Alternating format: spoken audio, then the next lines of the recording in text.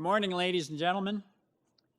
During the declared emergency in the City of Toronto, Committee of Adjustment virtual public hearings are being conducted by electronic means through WebEx, an online digital platform, and streamed on the Toronto City Planning YouTube channel. These measures are necessary to comply with physical distancing requirements and a provincial order limiting attendance at public gatherings. This will be a virtual public hearing, and participants who have registered in advance will be able to make their presentations to the committee using WebEx, an online event that is being moderated by city staff. Anyone wishing to view the hearing may do so by watching on YouTube. Participants who have registered in advance will be connecting either by their computer, a phone, or a tablet app, or by telephone. All participants will automatically be muted on entry. When your item is called, each participant will be unmuted by the moderator, one person at a time. And I also emphasize, please make sure that you have no other electronic devices on at the same time, because this causes problems with synchronizing the sound.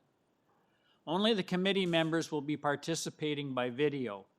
Any registered participants will be participating by audio only. We ask that you also mute your devices until you are called on to speak. We acknowledge that the land we are meeting on is the traditional territory of many nations, including the Mississaugas of the Credit, the Anishinaabe, the Chippewa, the Haudenosaunee, and the Wendat peoples, and is now home to many diverse First Nations, Inuit, and Métis people. We also acknowledge that Toronto was covered by Treaty 13 with the Mississaugas of the Credit. In accordance with Sections 45 and 53 of the Planning Act 1990 as amended, this meeting of the Committee of Adjustment of the City of Toronto is called to order. My name is Alan Smithies, and I will chair today's meeting. Joining us on the panel today are Ron Hunt, Asif Khan, Paul Kidd, and Nadini Sankar Peralta. City staff are also present today: Daniel Antonacci, Brendan Clapp, and Jenny Kotas. The Committee of Adjustment considers applications for variances from the provisions of the zoning bylaw that apply to property, permission to extend or alter lawful non-conforming uses, and consent to sever property to create new lots. The hearing procedure is as follows. Receiving a copy of the decision of the committee. Anyone attending today who wants to receive a copy of the decision of the committee on an application must submit a written request for a decision by email. Please ensure that you include your name, address, and email address, because Committee of Adjustment and the TLAB will be sending notifications and appeal updates by email. If you do not agree with the decision of the committee, decisions may be appealed to the Toronto Local Appeal Body, or in some limited circumstances to the Local Planning Appeal Tribunal. Appeal instructions are set out on the committee's decision. The hearing procedure is as follows. I will call each item in the order listed on the agenda. Where an application is uncontested, the agent or applicant will proceed with their presentation if required by the committee. The committee may ask questions and/or take the matter into the committee for a decision. Each speaker, including the applicant or agent, is given a maximum of 5 minutes to address the committee. I will comment when you're reaching the 5-minute limit. When addressing the committee, please state clearly your name and address.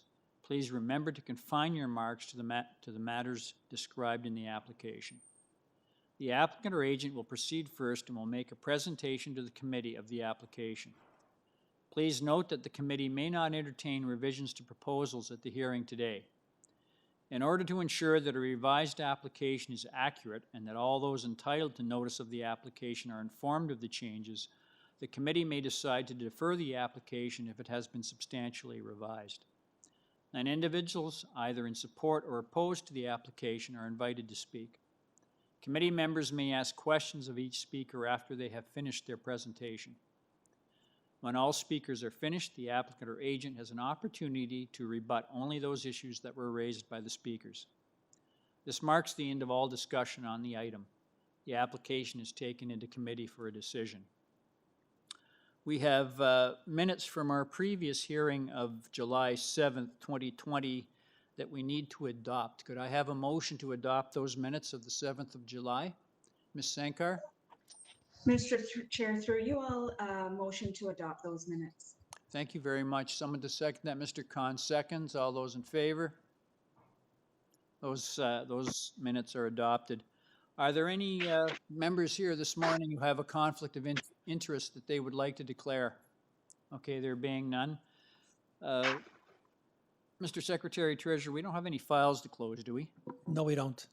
I do understand that we have a deferral request, Mr. Secretary, 91 Donwoods. Yes, I think we do. I'll just check. It was item number 4. I had an email indicating it. I'll just check. Is the agent there for item number 4, 91 Donwoods?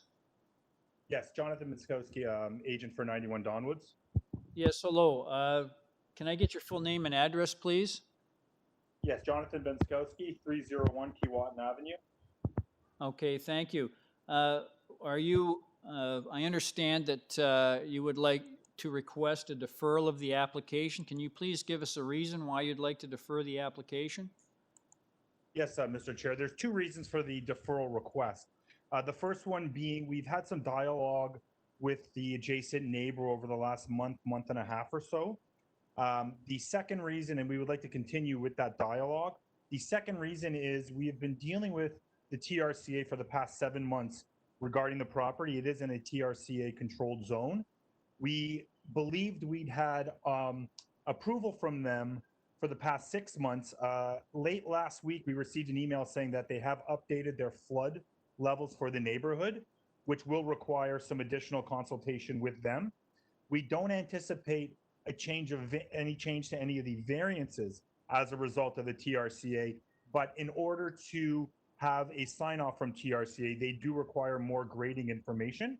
And I believe they have also filed a letter requesting the deferral for some ongoing consultation as well. So it's really twofold. One is to continue with the neighbor, and one is to continue working with the TRCA. Okay, thank you, sir.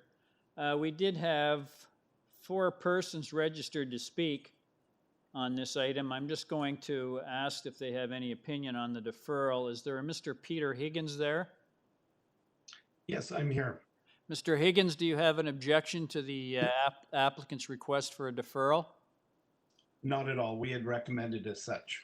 Okay, thank you. I represent the neighbor, the immediate neighbor, and we would like to have dialogue, further dialogue with the designer of the home next door. Okay, thank you very much, sir. Is a Mr. Senders there? Lawrence Senders? I'm here. Mr. Senders, can I get your full name and address, please? Lawrence Senders, 93 Donwoods Drive. Do you have an objection to the applicant's request for a deferral? No, sir, I don't. Okay, thank you. Is Ms. Lynn Skillen there? Yes, I'm Chris Skillen speaking on her behalf, her husband. Okay. So I don't have a problem with a deferral. Madam, can I get your full name and address, please? So my name is Chris Skillen, 7 Winton Road, Toronto, Ontario. Okay, thank you. Do you have an objection to the applicant's request for a deferral? Not really, just it's a lot of my remaining life hours spent this morning. Okay, thank you, madam. Next speaker is Steve Palmer. Are you there, sir? I'm here. Yes. Is that Mr. Palmer or Ms. Palmer? Mr. Palmer. Okay, can I get your full name and address, please? Steve Palmer, 89 Donwoods Drive. Thank you. Do you have an objection to the applicant's request for a deferral? No, I don't. Okay, thank you. Okay, I'll take the matter back into committee. Could I get a motion on the deferral, please? Mr. Hunt?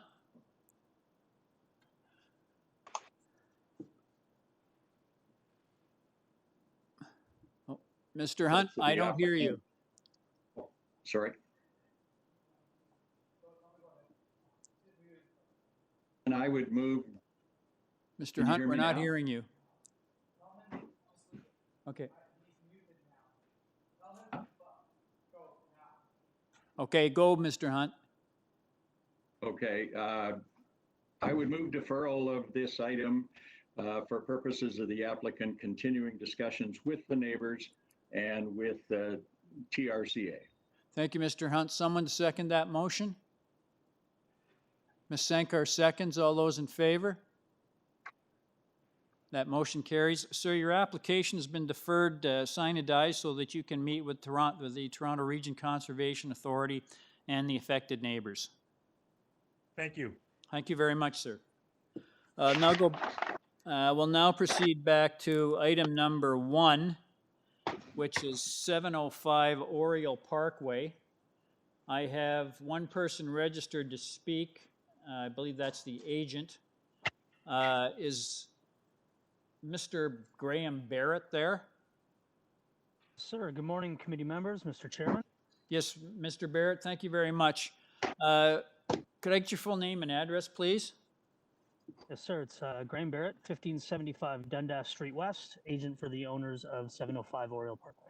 Thank you, sir. I just wanted to ask if you've had the opportunity to read the city planning report of the 15th of July. The staff is recommending that you, the applicant, provide permanent opaque screening or fencing along the south edge of the proposed rear deck with a minimum height of 1.5 meters from the floor. You're aware of that condition? Yes, I have read the staff report, and that was something I wanted to bring up. This is an existing deck that is simply being squared off, so there already are existing overlook conditions, and the owner would prefer not to put up 1.5 meter privacy screening, and they have consulted with their immediate neighbor to the south at 701 ORIOLE Parkway, who is most impacted by this deck, and that neighbor would also prefer no privacy screening, and I have submitted a letter from them stating exactly that. Okay, thank So you. we'd prefer to avoid that condition. Okay, thank you. I'll just ask the committee. Does the committee have any questions of the speaker? There being none, I note that there is no one registered to speak on this item other than the agent, and the only conditions we have from staff are from urban forestry and from city planning. So if I could get a motion on this application, please. Ms. Sankar? Through you, Mr. Chair, I don't see a problem with it, and I do see that there is a letter on file from the neighbor who would be impacted by that opaque screening request from staff. So I'm in favor of this application. I'll put forward a motion to approve. It will be subject to forestry. Thank you, Ms. Sankar. Someone to second Ms. Sankar's motion? Mr. Kidd seconds. All those in favor? That motion carries. Sir, your application has been unanimously approved subject to urban forestry conditions. Great, thank you very much. Thank you. Have a nice day. Item number 2, 256 Dahlish Avenue. Is the applicant there? I have an agent, Ali Shakiri. Yes, sir, I'm present. Yes, Mr. Shakiri, I just wanted to ask, we have 2 people registered to speak on this application, so if you could give us a very brief presentation on what you see are the merits of your application. Indeed, if I may ask, my supporting material be displayed. Sir, can I get your full name and address first before you start? Yes. Sure, Ali Shakiri, 326 Shepherd Avenue East. Okay, thank you. Please proceed. Yes, I wish to ask my supporting material be displayed. Yes, so we have prepared a case study of the precedent of approval by the committee. So that first page is showing only the relevant variances that have been approved. For example, that first one, number 250, which happens to be on the west side of our lot and happens to be opposing this, has been granted. The same variance is actually more length, along with some other variances summing up to 19 variances a while ago. And we certainly don't need that much. We just did this case study to make sure we are not setting a new precedent. And all those addresses that you see they're all in Dahlish and they're all immediate neighbors. So, and I just basically briefed it to just show the relevant variances that have been granted. And if you just could kindly show the second page, that is a context image showing the proposed house, that the center is an architectural depiction of what we're proposing for 256 Dahlish. And the surrounding houses are very immediate neighbors, so including the two neighbors on number 254 and 258, that we put them on the left and right to be obvious. And so the style we're using for this house is matching the neighborhood. And the variances, basically every new house that is built in the area asking for at least for that side yard variances and the length, because they have to utilize that coverage, the 35% coverage that is granted as of right. And I'd like to mention that we are not even occupying that 35%. This house is like 33%, so it's below what's the allowed coverage. And we are not asking for height variance. The height of this house proposed is lower than the two neighbors. Both of them are new homes. And basically, I have no further comments. I think it's very minor, and I'm more than glad to answer any question. Okay, thank you. Does the committee have any questions of the speaker? No questions? Thank you. We will move on to the next speaker. Lutz Fulgraf is our next speaker. Are you there, sir? Yes, I am. Can you hear me? Yes. Can I get your full name and address, please, sir? Yes, my name is Lutz Fulgraf. I'm speaking for the Lawrence Park Ratepayers Association, and their address is 3219 Yonge Street, Box 239, Toronto, Ontario, M4N3S1. Okay, thank you, sir. I'm Please not gonna- proceed. Yeah, thank you very much to the committee for hearing my comments. As I said earlier, I'm speaking for the Lawrence Park Ratepayers Association. I'm chairing their development committee. I'm not going to talk about the variances of the applicant that he hasn't applied for, like height or anything else. I also just want to make sure that we understand that the 250 property that he mentioned earlier is not the immediate neighbor to the building on 256. The immediate neighbors are numbers 254 and 258. And if you look at the plan, the first slide on the plan that the applicant have submitted is the survey, and it shows that the neighbors on both sides have, with the exception of one, stuck to the 1.80 meter side yard. There's only the front corner of 254 that, because of some irregularity either on the lot or the house, I'm not sure, comes a little closer to that. But the other corners are 1.79 meter away, 1.83 meter, and 1.81 meter. So the neighbors do respect the 1.80 meter side yards according to the survey submitted by the applicant. I think this is the only area where the Lawrence Park Ratepayers Association has some concern. Certainly the building that is planned for 256 is desirable or in line with the plan and the zoning bylaws, in that it is a individual dwelling. It's just a little too wide, and therefore I believe that the size of the building, the width of the building, is not desirable, and therefore is also not just a minor variation, because it actually infringes on the side yards and reduces them to 1.20 meter from the bylaw 180. And again, the neighbors do respect, both neighbors on the sides respect the 1.80 meter side yard, with the exception of one corner of the building to the west. I think I've finished my comments, and we'll leave it at that. Okay, thank you, sir. Does the committee have any questions of the speaker? There being none, thank you, sir. I'll move on to our next speaker. We have, and I hope I get this right, Fazlola Lavasani.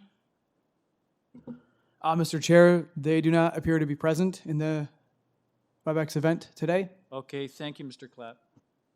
That's our last speaker. We'll go back to the agent. Sir, you have the opportunity to address the concerns raised by the previous speaker. Yes, sir. I must correct my previous statement, as Mr. Forgraf mentioned. That evidence I submitted for number 250 Dahlish is not the immediate neighbor, it's the one after that, I guess, but it's the same immediate neighborhood.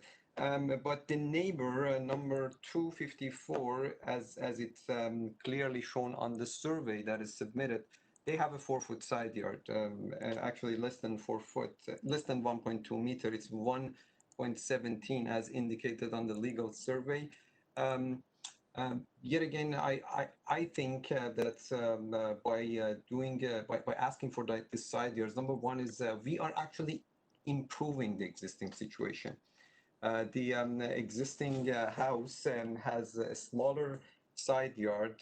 On the west side is almost 2 feet, and on the east side is nearly 1.2, the same as what we're asking.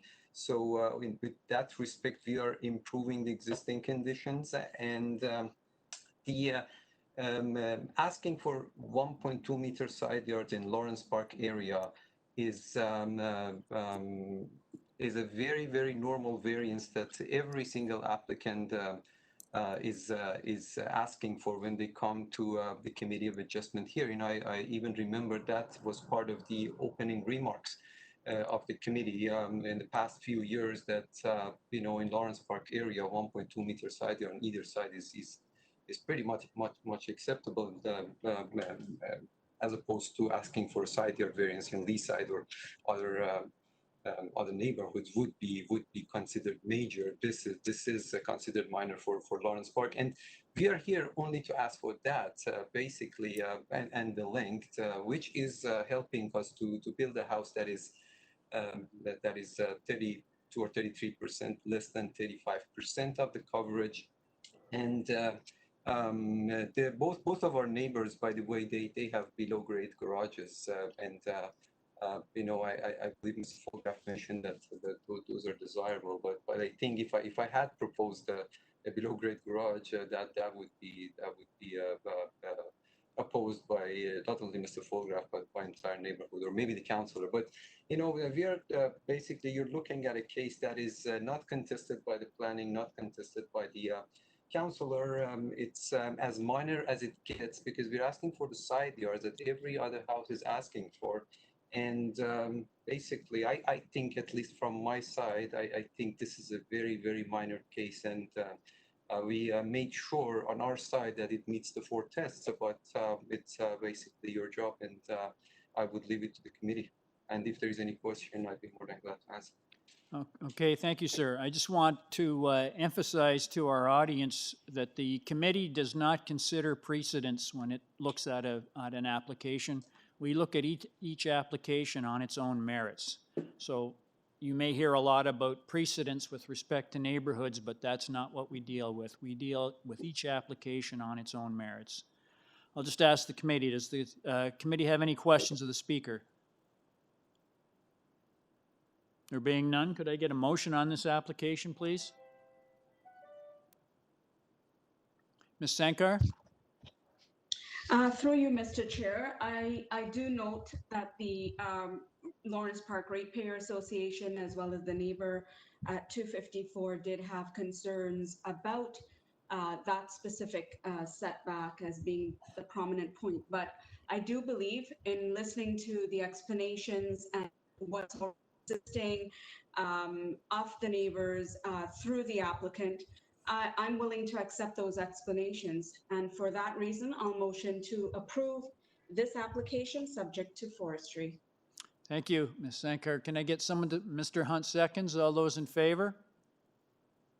That motion's carried unanimously. Sir, your application is unanimously approved subject to urban forestry conditions.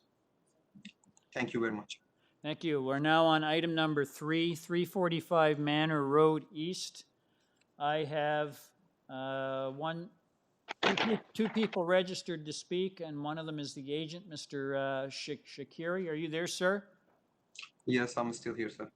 Yes, sir. We have one person beside yourself registered to speak, so if you could give us a very brief presentation on what you see are the merits of your proposal.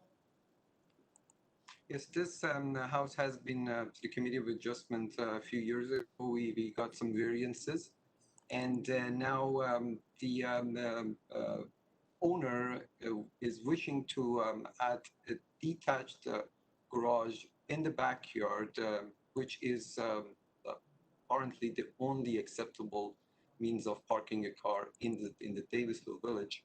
And because of that, we are a little bit short on the landscaping. That itself, the garage is not a variance. Basically, when we build a garage in the backyard and the associated driveway with it, entirely inside of the property, the landscape area in the backyard is going to be compromised very slightly, and therefore we are here to ask for that one variance. I believe that is very major, and that is basically very similar to a neighbor on number 343 that has a detached garage in the backyard and has been approved by the committee. So we thought this is very appropriate to be requested from the committee, and I have no further comments. Okay, thank you. Does the committee have any questions of the speaker? There being none, we'll move to our next registered speaker on this item. I have a Shazela and Scott Robinson. Are you there? Shazela and Scott Robinson, are you there? Hello, can you hear us? Hello? Mr. Chair, they were present but have appeared to have left the event. Okay, thank you. Well, then we have no further speakers on this item. Does the committee have any questions of the speaker? There being none, could I get a motion on this application, please? Mr. Khan? Mr. Chairman, thank you. I think there is only one item, which is rear yard soft landing required. It's a minor variance in my opinion, and I think the application should be approved. Thank you, Mr. Khan. Someone to second that motion? Mr. Kidd seconds. All those in favor? That motion carries unanimously. Sir, your application has been unanimously approved without condition. Thank you very much. Thank you. Item number 490 DONWOODS Drive has been deferred. We are now on item number 584 Hobart Road. Is the agent there, Mr. Zhang? Yes, I'm here. Oh, I'm sorry, My name Ms. is Zhang? Yes, I'm here. Can I please Good get morning. your full name and address, please? Sure. My name is Yan Zhang, YANZHANG. I'm speaking for Fan Li and Hong Wang. Okay, thank you. Just a moment, Matt. Okay, madam, before you start, just to let you know, we have 11 people registered to speak on this item. So if you could give us a presentation on what you see are the merits of your proposal. I notice that we have there are no comments on this application from city staff. So if you could give us a brief presentation on what you see are the merits of your proposal. Yeah, sure. This is an application for the property for 4084 Hobart Drive. The proposal is for a 2-story addition and a new walkout basement. The client wants the expansion project because she has a big family. There are 8 family members, so they need a bigger house. The extension building is attached to the existing one. The new building architecture style and physical character is match the existing one under the neighborhood. So they are just, should I say the minor variance? Yeah, there are only two minor variants. The first one is the proposed lot coverage is 31.93%, which is reduced. We have updated the design according to the examiner. So the original one is 32.5%, so it has been reduced. The second one is the proposed front yard setback is set 6.9 meter, which is it is reduced to 2. The original one is 6.02 meter. We have updated according to the examiner's requirement. Yes, that's the proposal. Okay, madam, anything more to add?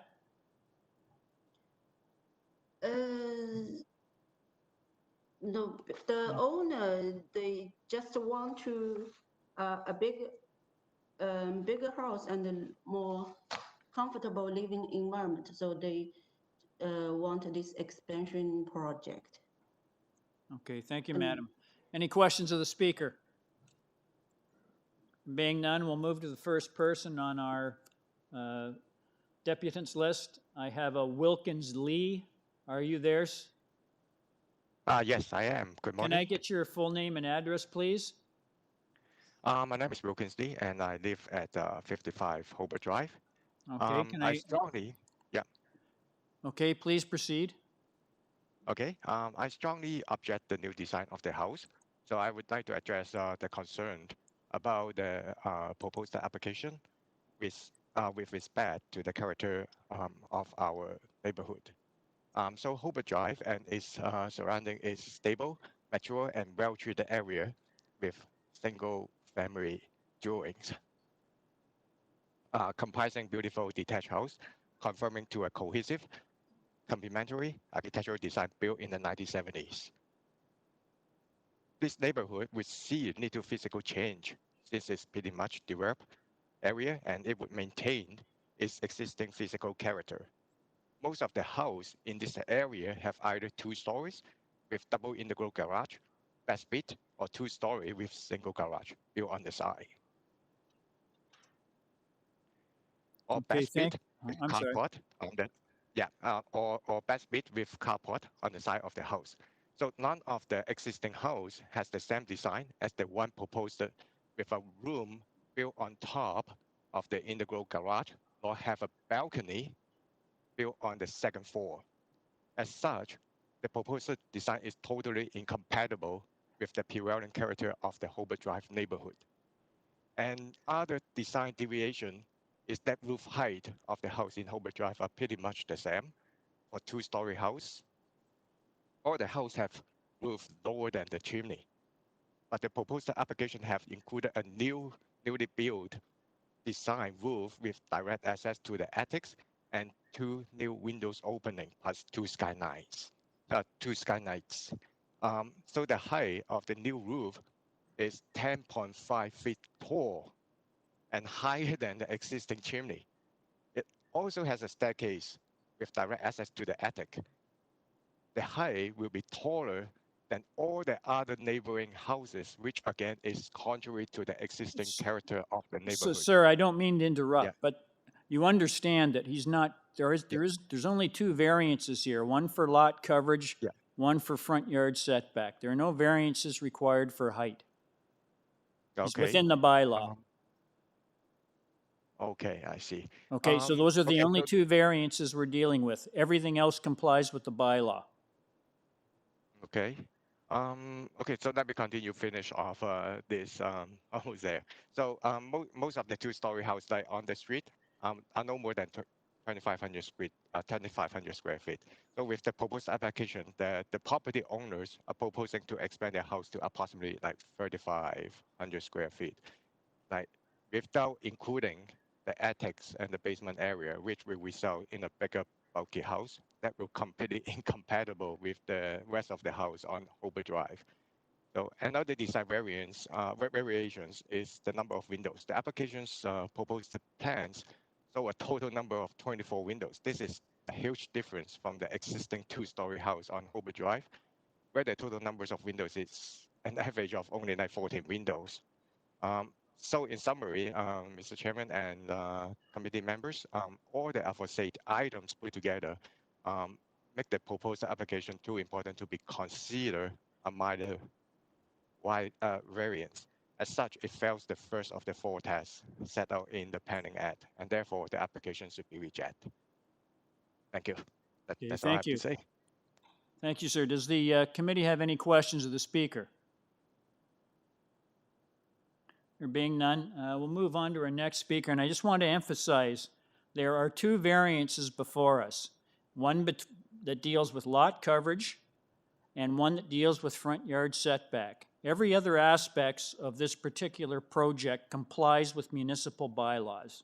So we're dealing with 2 variances, lot coverage and front yard setback. So on future speakers, please confine your remarks to those 2 variances, because the rest are not before us. I have a Mr. Vladimir Glenn as the next speaker. Are you there, sir? The only reason that. Sir, can I get your full name and address? Is that you told me in the conversation. Sir? That you had rented Sir, the Elantra or sir. something like that. Who, sir, can I get your name and address, that please? It was excellent. Okay, all right. Okay, we'll go to Mr.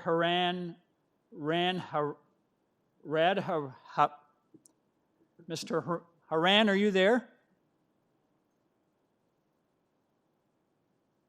Haran, are you there? Yes, I am. Can you hear me? Yes, can I get your full name and address, please? Oh, yes. Good morning, Mr. Chairman and committee members. My name is Haran Radhaharan. Can you speak up a bit, sir? Oh, sure. My name is Haran Radhaharan. How is that? Can you hear me now? Oh, can you? Okay, thank you. Can you please give us your views on these 2 minor variances that the applicant's requesting? Oh, yes. First of all, please confirm whether you can hear me well. Are you able to hear me well? Hello, sir? Can you give us your views on on this application? I will, but can you hear me? Yes, we can hear you. We can Please hear speak. you. Oh, good. Thank you. My name is Haran Radhaharan, and I live at 57 Hobart Drive. I'm a professional engineer myself of Ontario and have worked for Ontario municipalities in York region. And I thank you for the opportunity to speak at this virtual hearing. With respect to the subject application regarding 84 Hobart Drive, I strongly object many of the proposed changes. Firstly, the application is seeking to change the front yard setback from a minimum of 7.71 meters as required by the city's zoning bylaw to 6.9 meters. This means a reduction in the setback of 0.81 meters, which is 11% reduction from the minimum required by the zoning bylaw. This is a significant reduction and cannot be considered a minor variance. Since the variance is too large to be considered a minor variance, it fails the first of the 4 statutory tests as set out in the Planning Act. Secondly, the large reduction in the front yard setback, as shown in the application, will also make the house look very odd and non-conforming to the built form of the neighboring houses on Hobart Drive. The design plans of the subject application also show a remodeling of the existing house with a vastly different architecture to that of the neighboring houses on Hobart Drive, with elements such as a second floor balcony facing the street, which no other house has on the street, and nearly double the number of windows as compared to the neighboring houses. Sir, that's all of not a these variance combined before us. would- There are two variances, lot coverage and front yard setback. We've heard from you on front yard setback. What are your views on the proposed Yes. lot coverage? The lot coverage, I believe, is an increase, but it's not a substantial increase. So I don't have any comments on that one. But I do. Let me please finish the concluding statements here, which with respect to the character of the neighborhood, all the architecture is totally different and incompatible in character with the existing houses on the street. Therefore, the third Sir, the committee doesn't deal with design or architecture. We have two variances. You've spoken on the front yard setback. Do you have an objection to the proposed lot coverage? Yes, I do have an objection, and as I already mentioned, it does fail the first test because it's too large of a reduction in the front yard setback, and therefore I submit that the application be rejected. I thank you. Okay, thank you. Does the committee have any questions of the speaker? Being none, we'll go back to our previous speaker, Mr. Vladimir Glenn. Sir, are you there? Not all of them. I did have my share of assholes, and I had guys like Bill Pepelius and the. Is he there? Okay, all right. We'll go to our next speaker, Chen. Are you there? Yes, hi. Yes, can I get your full name and address, please? Sure, it's Chen. My name is Chen Chen, and I live at 70 Hobart Drive. Okay, thank you, sir. If I could get your views on these two variances, the one dealing with lot coverage, the other with the front yard setback. Okay, the first concern is the front yard setback. The front yard setback minimum has been, I guess, exceeded, and specifically the two-story addition will actually have the east side front wall extended 17 feet closer to the sidewalk. With the variance exceeded, that means the whole frontage will be closer to the sidewalk by more than 20 feet. Even though the variance is it's small, but the overall addition will be overwhelmingly different and exceeding the variance by little. But however, the structure itself will be quite large. And second of all, the coverage, it's also exceeded. And likewise, the addition is quite large, and because of the coverage is exceeded, it will reduce the green space and also may lead to drainage problem, which may spill out onto the sidewalk for hazardous winter conditions for the sidewalk, where young children are walking along with their daycare program. Sir, Okay, I don't mean to interrupt. The committee doesn't deal with lot drainage issues. If the application is approved, when the applicant applies for a building permit, every applicant has to submit a lot grading plan that shows that their stormwater is being managed on their own property. I just want to make that clear. So discussing stormwater management is just taking time away from what you should focus on, those other two variances. Okay, so I just want to summarize. Yes, the variance exceeded, and like I said, the addition it's quite large, and the variance exceeded, and I object to that. And the coverage is also exceeded, and I object to that as well. Okay, thank you. Any questions of the speaker? Being none, we'll move to our next speaker, Leslie Chan. Are you there? Hello, I'm here. Yes, Mr. Chan, can I get your full name and address, please? Yeah, my name is Leslie Chan, and I live at 88 Hobart Drive. Okay, thank you. Could I get your views on these two variances, the one for lot coverage and the one for the front yard setback? Well, I'm more interested in addressing the desirability of this proposal and how it's going to affect the neighborhood and the public interest of this neighborhood. Because the proposal with these very large addition would implies that they're going to take in more tenants. They already have 2 tenants in the house. Sir, we're we're dealing with two variances, lot coverage and front yard setback. If you think there's an issue with the number of people who live there, that's not an issue that the committee deals with. That's dealt with through municipal licensing and standards. It's an enforcement issue.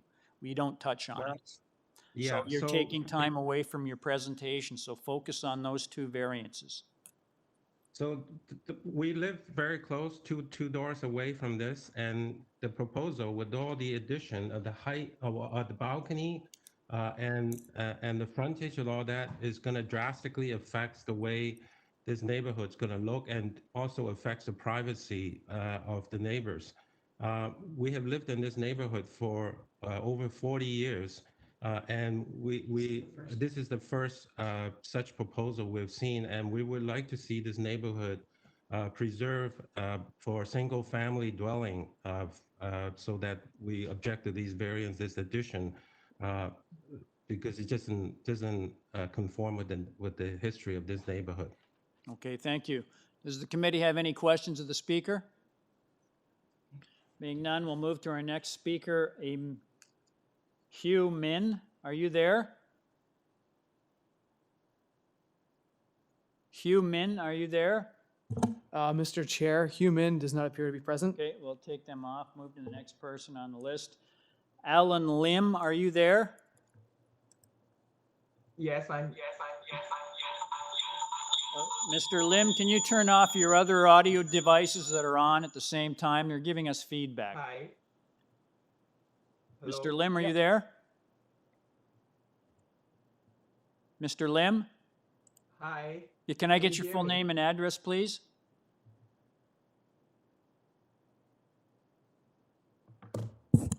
Mr. Lim? We've lost Mr. Lim. Mr. Lim, are you there? Just call the last number. We're not hearing you, Mr. Lim.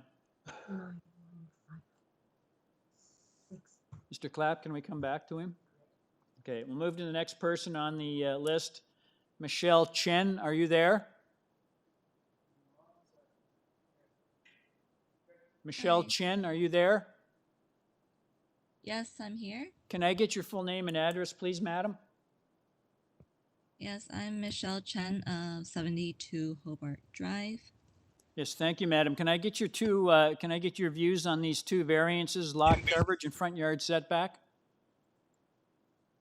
Yes, I also object to this proposal. I think it just won't be good for the overall neighborhood and noise level. Madam, can you speak up, please? Hi, can you hear me? Yes. Yes, I also object to this proposal.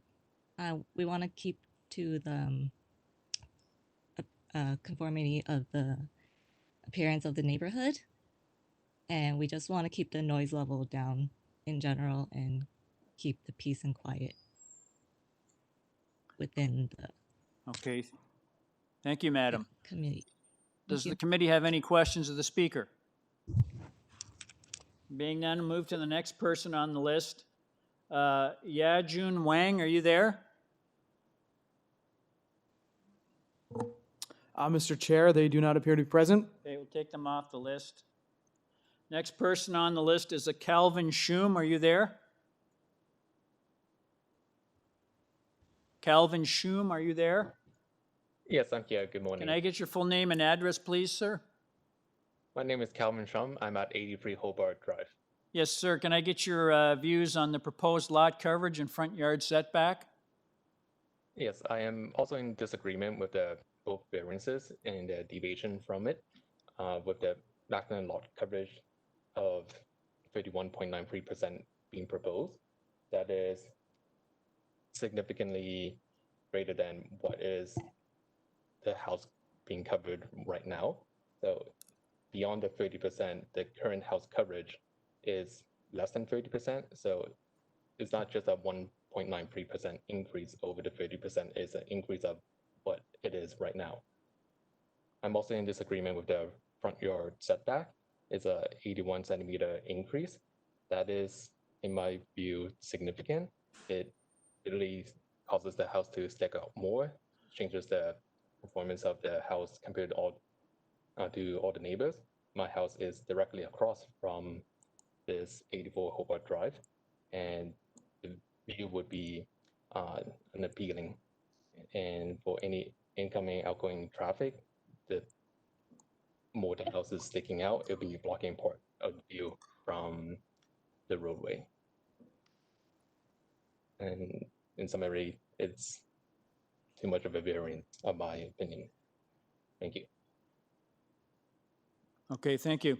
Any questions of the speaker? No, thank you, sir. Next speaker is Robin Chen. Are you there? Mr. Chair, Robin Chen does not appear to be present. Okay, we'll go back to Alan Lim. Are you there? Mr. Lim? Yes, I'm here. Yes, can I get your full name and address, please?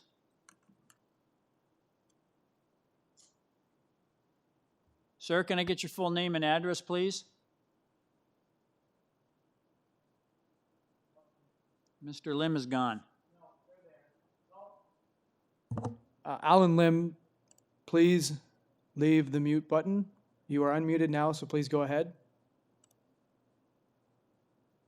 Hi, can you hear me now? We can hear you. Please proceed.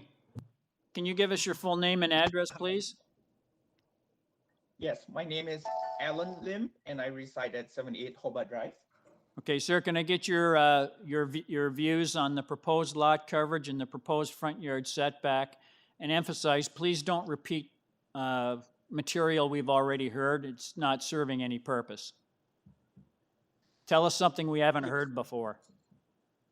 My points are mostly in relation to a lot of the views. I just wanted to express my strong objection to this proposal as well. And there has been 11 objections so far. And my view echoes the sentiments of the residents on the street. And I just wanted to highlight that in this proposal exceeds the two variances of the city bylaw, and in the process, what is being proposed here is an addition of 60% of gross floor space to the house. And this is a huge development we're talking about. Therefore, this is not a minor variance. It really changes the character of the neighborhood. It's incompatible with the established built form of the Hobart neighborhood, really. In terms of the test of desirability, when I look at the floor plan of this proposal, it includes the construction of 16 rooms and 8 washrooms.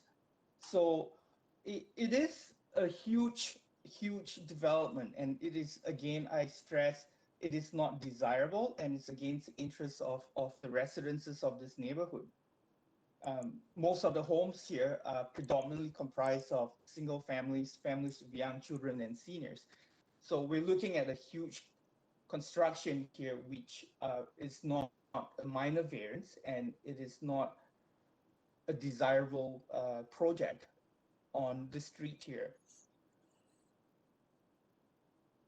Okay, thank you. Does the committee have any questions of the speaker? No, thank you very much, Mr. Lim. We'll go back to their last, Vladimir Glenn. Are you there?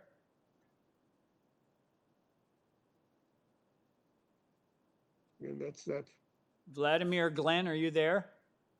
Mama doesn't understand this. No matter how many times. Okay, we're going to take him off the list, Mr. Clapp. Okay, we'll go back to the agent. Ms. Zhang, are you there? Ms. Zhang? Yes, I'm here. Yes, can you, you've heard the previous speakers, if you could please respond to their concerns? Yes, sure. We have just 2 minor variants. As I told before, we have updated the drawings according to the zoning examiner's requirement. So the lot coverage is 31.93%. It's really close to the requirement 30%. And the coverage is, the front yard setback is 6.9 meter, which the minimum requirement is 7.71 meter. So we have already updated the drawings according to the requirement to comply the zoning requirement. And another issue is the building area increased by 60%. This is not related to the lot coverage. We just want to achieve the requirement of the lot coverage. So the building area doesn't matter. So the main purpose of the addition building is to increase the building area because it is a big family. They have 8 family members. Yeah, that's all. Okay, thank you, madam. Does the committee have any questions of the speaker? There being none, could I get a motion on this application, please? Ms. Sankar? Through you, Mr. Chair, listening to the various members who have spoken, thank you for that. However, we have before us 2 variances. In my view, they're minor. In my view, they fit the 4 tests. I'm motioning to approve this application as is. Someone to second Ms. Sankar's motion. Mr. Kidd seconds. All those in favor? That motion carries unanimously, sir. Madam, your application has been unanimously approved without condition. Thank you very much. We have, thank you so much. We're now on 115 Livingston Avenue. I have the agent here and one person registered to speak. The agent is Pamela Pan. Are you there? Yes, I am. Yes, could I get your full name and address, please? My name is Pamela Pan. My address is 16 Rexford Road. Okay, thank you. Madam, if you could give us a very brief presentation on what you see are the merits of your proposal. And before you start, I wanted to ask, have you had the opportunity to read the city planning report of July 15th? They have no objections to your application, provided that the properties developed substantially in accordance with the east and west side elevation drawings submitted to the Committee of Adjustment as attachments 1 and 2 to the report. So you've had the opportunity to read that report? Yes, I have. Okay, thank you. Please proceed. Okay, so basically we have 6 variances. It looks quite a lot, but basically the first one is about side setback, and it is existing condition because the nature of this proposal, it is addition to existing one-story single-family dwelling. And item 2, 3, and 6 are about the proposed single-car, one-car garage. And number 4, number 5 are about the dwelling, proposed dwelling. And probably I just talk about the garage first in relation to item 2, 3, 6. And the reason we have setbacks, variances for this garage, do you mind to look at the page 2 site plan, please?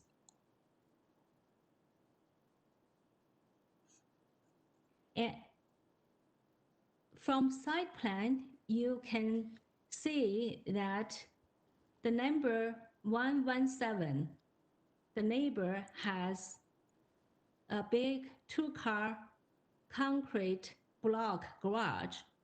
It is overpowering. It is undesirable in terms of looking at it. So we want to utilize our living space, means outside soft landscape area, by building this garage close to that brick concrete block garage to save some usable space for the family and slash soft landscape area. So that's what we are trying to do to increase the soft landscape area. And that is item 236. And in terms of the item 4, and it is talking about side exterior main wall. If you don't mind to look at the page 16 section.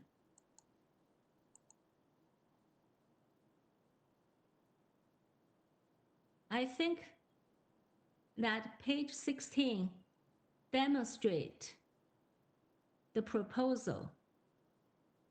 And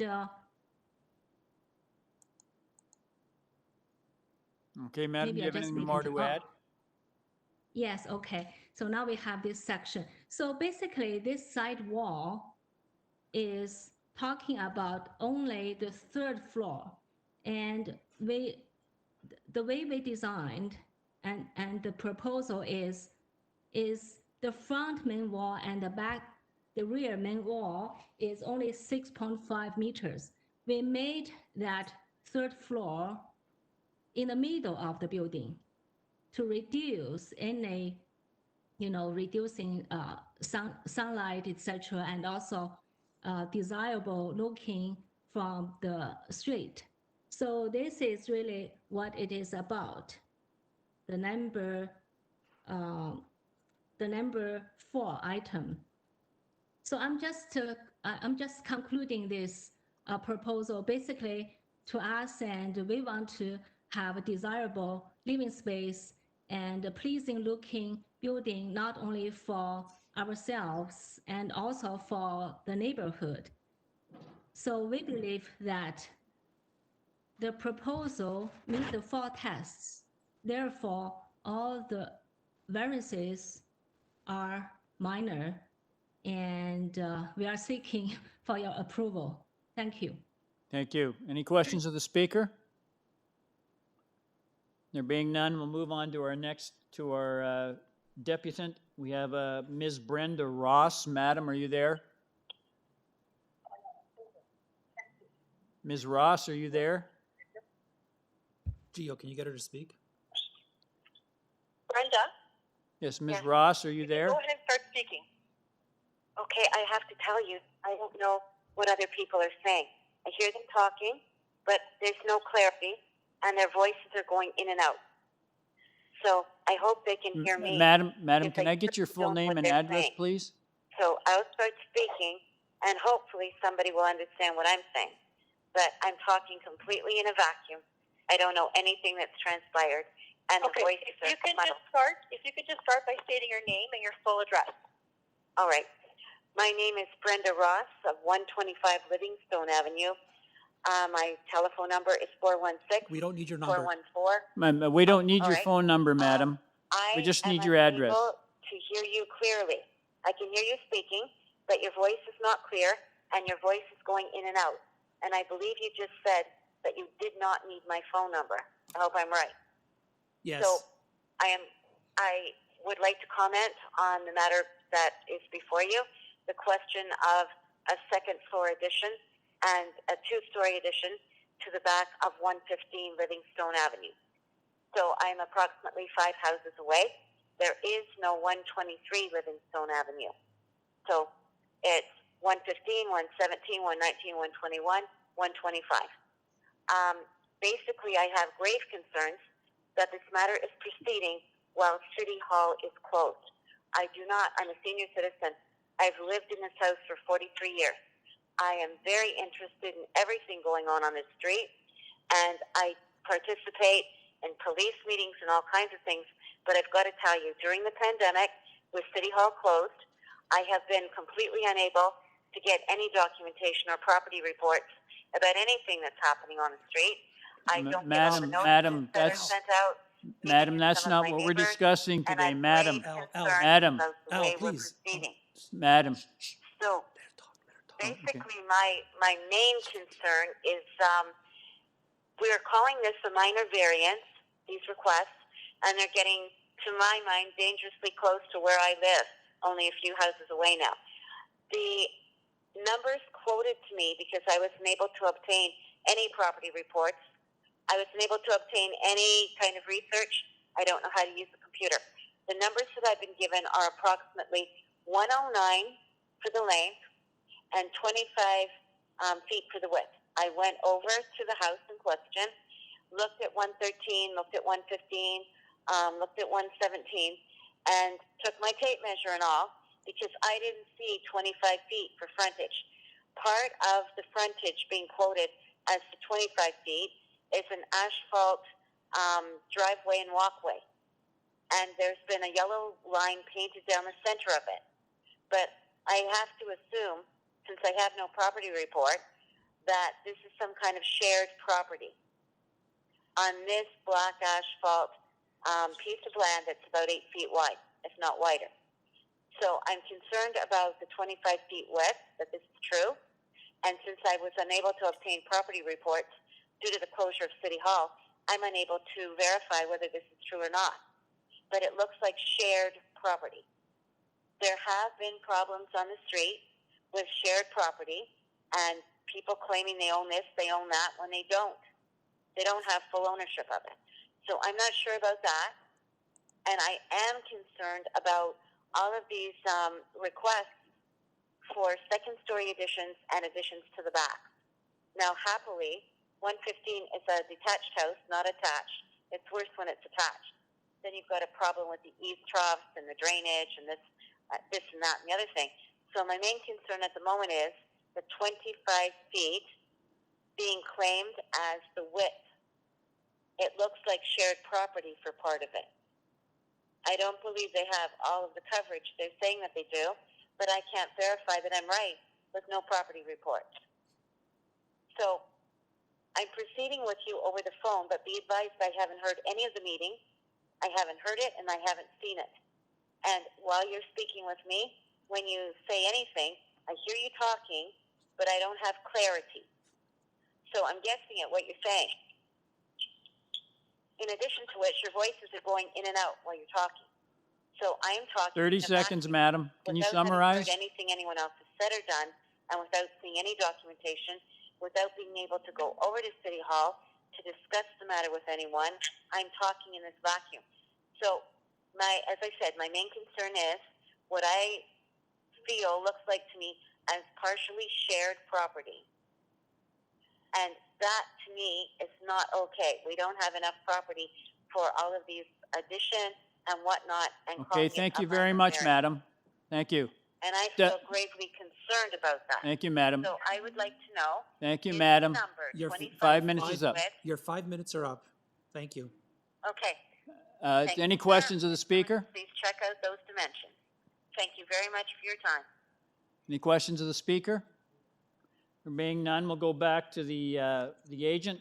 Are you there, Ms. Pan? First of all, that Yes, I hello. thank Can you address the concerns raised by the previous speaker? Yes, I can. First of all, thank you. Thank the neighbor for attending this meeting. And so I would like to clear her doubt on the property, because the survey was done last year, September 20th. And also we have been through proper procedure channel, means we have been to zoning bylaw application, and everything is based on the zoning notice, and also this legal survey, which was done last year. Thank you. That's what I want to say. Okay, thank you. Any questions of the speaker? There being none, could I get a motion on this application, please? Oh, I'm sorry, Mr. Khan? Thank you, sir. Ms. Pan, I have a question for you. You have to realize the representation in opposition, and also what I have noticed in your application, as you mentioned, your ancillary structure, one car garage, your item 2 and number 6, you have spoken before, are very, very close. And you know, the distance mentioned is very, very close. And item number 1 are too close to the lot line. And these are also item number 4, the main wall height is exceeding. So these are concerns of mine and which you have not addressed very properly. Okay, so let me, if I may, let me just respond again. So the first item is the eave, the roof eaves, because this is addition to existing single family dwelling. We would like to utilize the living space, and we extended existing. Let me see which the orientation. So the east wall is the existing condition, and we are building on top of it. So the roof, of course, is going to be on this wall in line with existing side wall. And that's how this variance is coming from. I don't know if I have explained it clearly. This is existing condition. Okay, thank you. Okay, thank you. Thank you. And then Thank the you. number 6, okay. Can I get a motion on this application? Pardon me, any further questions? There being none, could I get a motion on this application, please? Ms. Sankar? Yes, through you, Mr. Chair, listening to the other speaker and the concerns that were raised, as well as what the applicant has stated, I'm looking at this project and I do believe that it's minor in nature and it does meet the 4 tests for me. So I'll put forward a motion to approve this application. I'm going to make it subject to the July 15th staff report recommendation, as well as forestry. Thank you, Ms. Sankar. Someone to second that motion? Mr. Hunt seconds. All those in favor? Mr. Chair, if I may add something to the recommendation of the staff, they are asking in accordance with the east and west elevations drawing. Oh, that's the condition of city planning. Yes, Ms. Sankar already indicated that would be a condition of approval. Okay, can I get all those in favor? That motion carries.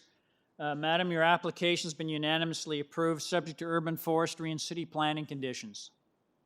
Thank you. Thank you. We're now on to item number 7, 1 Kirkton Road. I have 3 people registered to speak. One is the agent. The agent is Lauren Rose. Are you there? Yes, I am, sir. Yes, hello, sir. Just before you start, can I get your full name and address, please? Lauren Rose, 388 Spadina Road. Okay, thank you. I just wanted to ask if you've seen the city planning report of the 29th of July, which they recommended. They had no objection to your proposal, subject to a number of conditions. One, that the proposal be developed substantially in accordance with the site plan, ground floor and second floor drawings submitted to the committee, and that the owner shall not extend the width, length, or height of the proposed rear deck or terrace through future expansion of the proposed structure or addition of any new platforms or deck. So have you had the opportunity to read that report, sir? Yes, I have, and we're in full agreement with it. Okay. And I just wanted to ask, there was also a report from Urban Forestry, which was recommending refusal due to an impact of the driveway location on a city-owned tree. Have you had a chance to discuss that issue with City Forestry? We are in conversations with Forestry. The reason we are moving the driveway is because Bombay is a very busy street, and we believe it's much safer to exit the house on Kirkton, as the neighbors will attest. So to sacrifice one tree, and we'll replace it if required, we have no problem doing that. But it is a very busy street, especially morning rush hour with kids going to school. Okay, thank you. I noticed that there are no objections to the driveway location from Transportation Services. So, sir, if you could give us a very brief presentation on what you see are the merits of your proposal. Sure. I just want to say, as city planning has vetted it, this is a small lot, made smaller by the fact that there's one house only off Bombay. So the three houses on either side adjacent to that are smaller.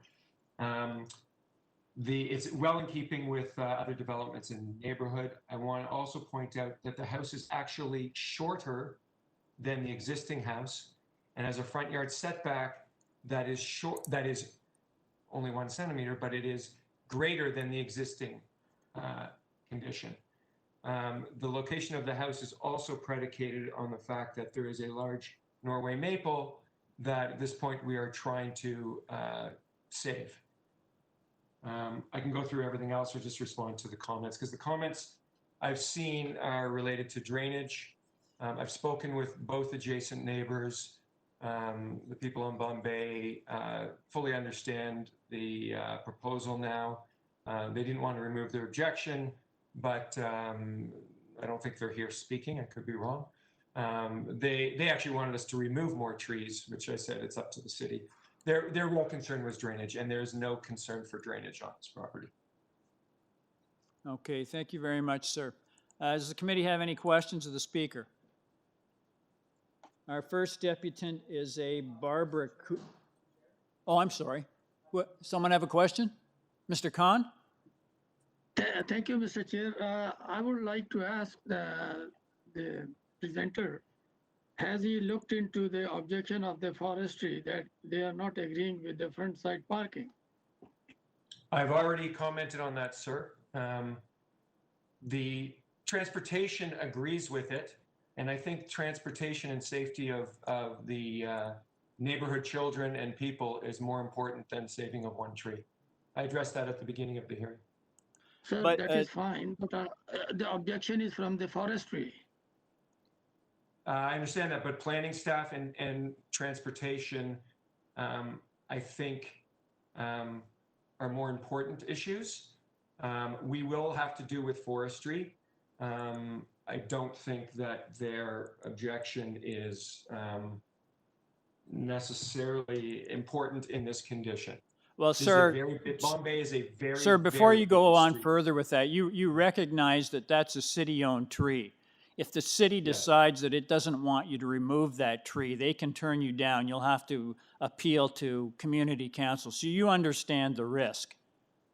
Absolutely, sir, I do. Okay, so it's not a given that the tree will be removed.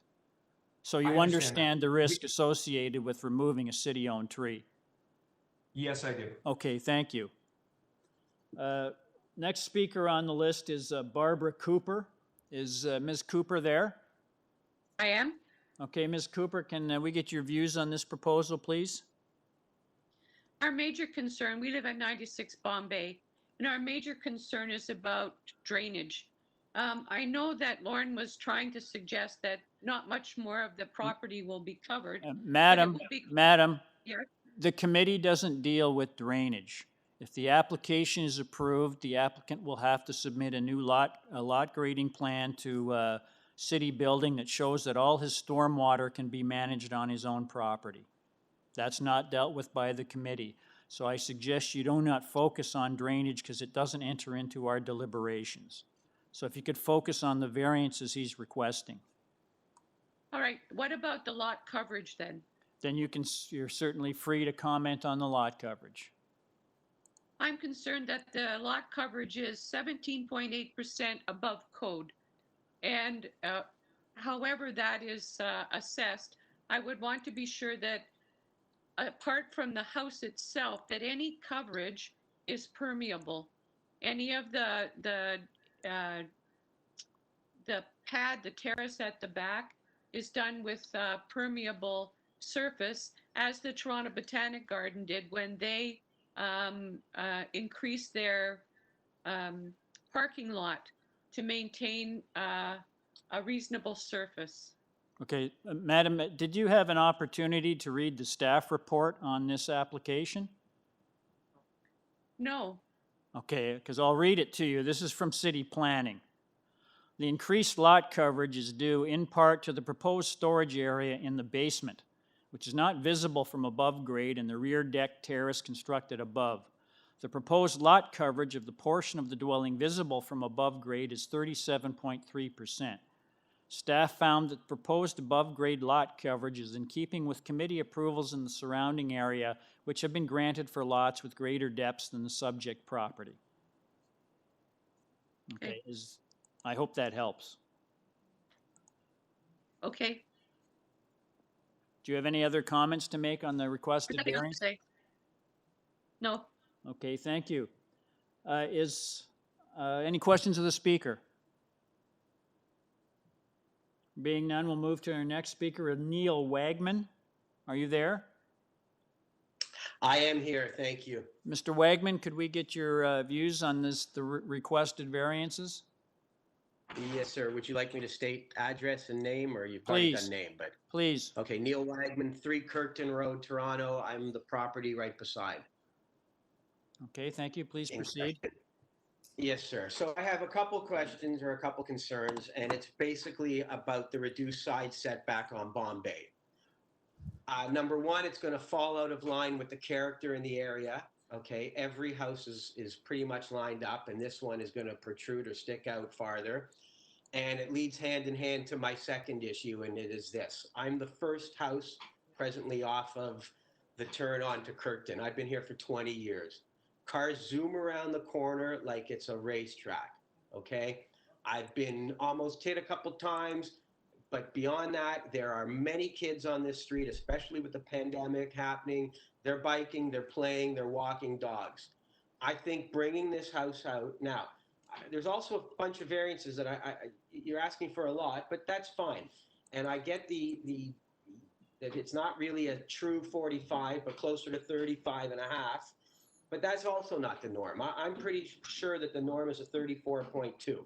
That being said, this house coming out very far onto the street, I think is going to create a big, big public safety problem. And whether it's students walking to school, whether it's someone coming off and making a left-hand turn, or whether it's pedestrians on my street, or whether it's my kids playing basketball, I just have a big concern. Now, I've been told that when Sir. Yes, sir. Were you aware that Transportation Services has already looked at this application? They have no objections to it from a public Well, I safety think perspective. in all due respects, I'd like my opinion heard, because I don't think the Transportation Services has lived here and seen the Okay, thank you, problems sir. before Have us. you got any other comments on the variances? Well, yes, I do, but are you just disregarding my point on that whatsoever, like altogether? No. Like, are you telling me that what I'm saying has no meaning here? Is that what you're saying to me? That I cannot No, I'm continue not. with that point? Well, I think that it's going to create a big blind spot. I think it's not going to sit in the norm, and I think it's going to be a big problem. The variances, yeah, I mean, I can get into variances issues with you guys, but I don't really, these are good people here, and they're asking to improve their life and improve their house. And, I've read their proposals, and I don't have too many issues with it. But just on the record, from a neighborhood perspective, I think that having that side setback onto Bombay is completely out of character with the neighborhood, and it will bring that house closer and create a blind spot on the safety aspect. But what they propose and what they want to build, I wish them the best. There's nothing that stands out immediately to me. Okay, thank you. Any questions of the speaker? Mr. Hunt?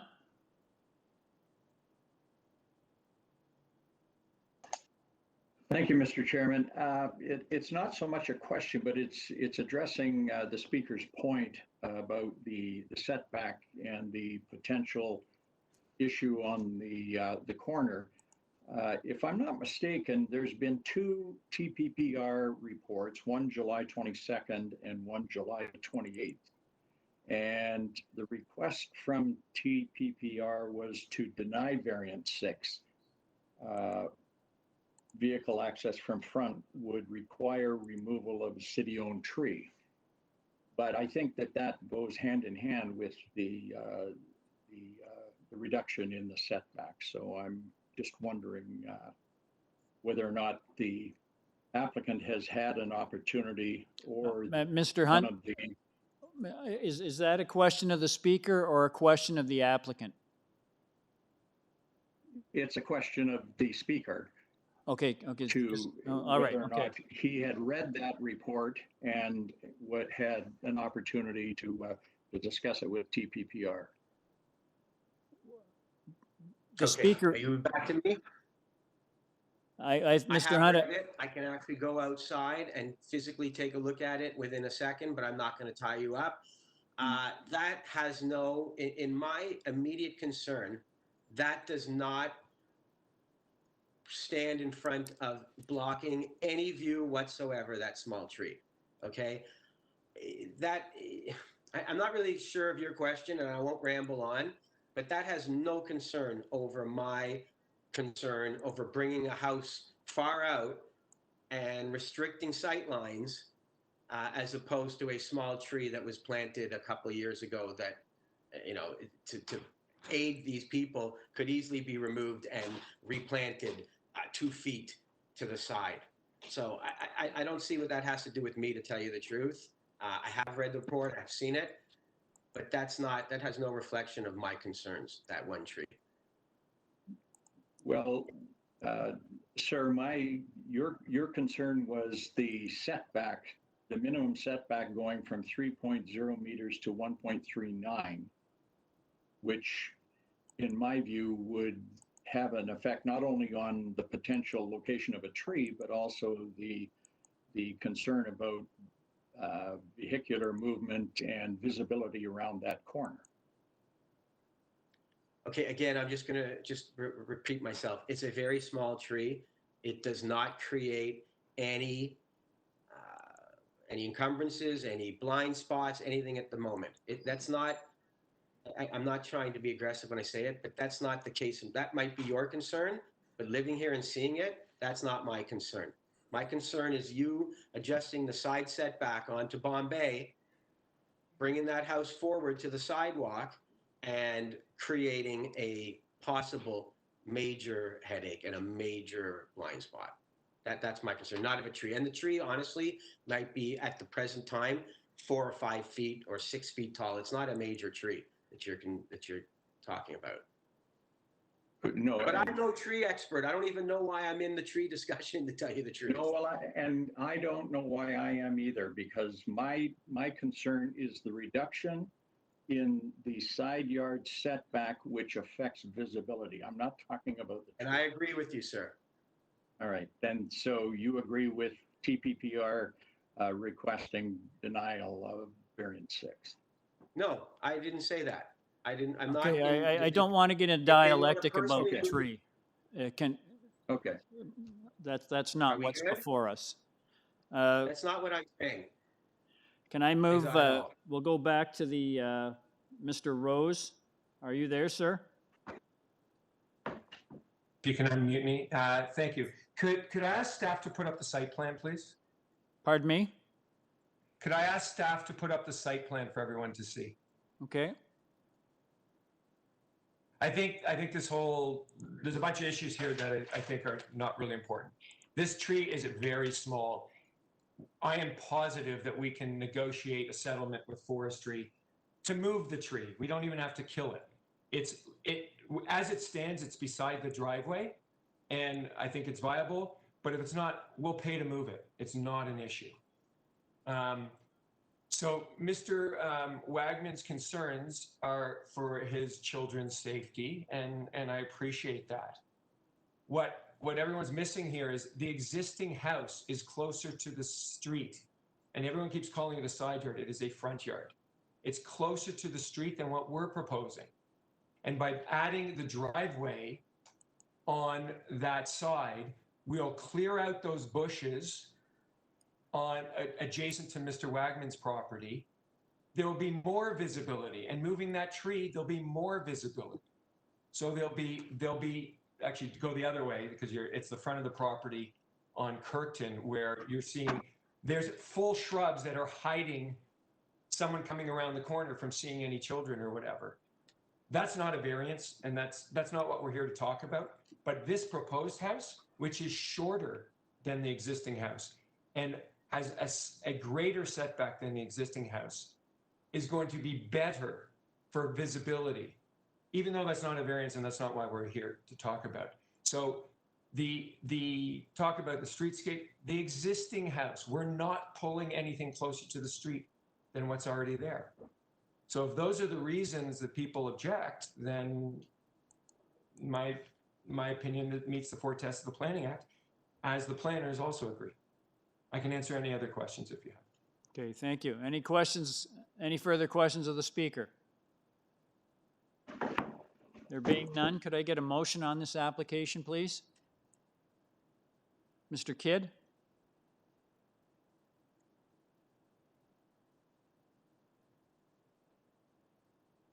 Mr. Kidd?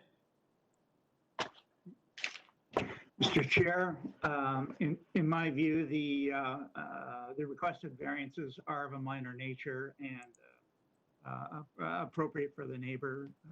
I feel the applicant, it'll be up to the applicant to deal with the forestry department with regard to the tree. I'd like to put forward a motion to accept the application. Is that subject to city planning and urban forestry conditions? Subject to, do you want me to read out the conditions in the staff report? Yeah, if you could, read out, just if you could read out the conditions, Mr. Kidd, on the city planning report. Yeah,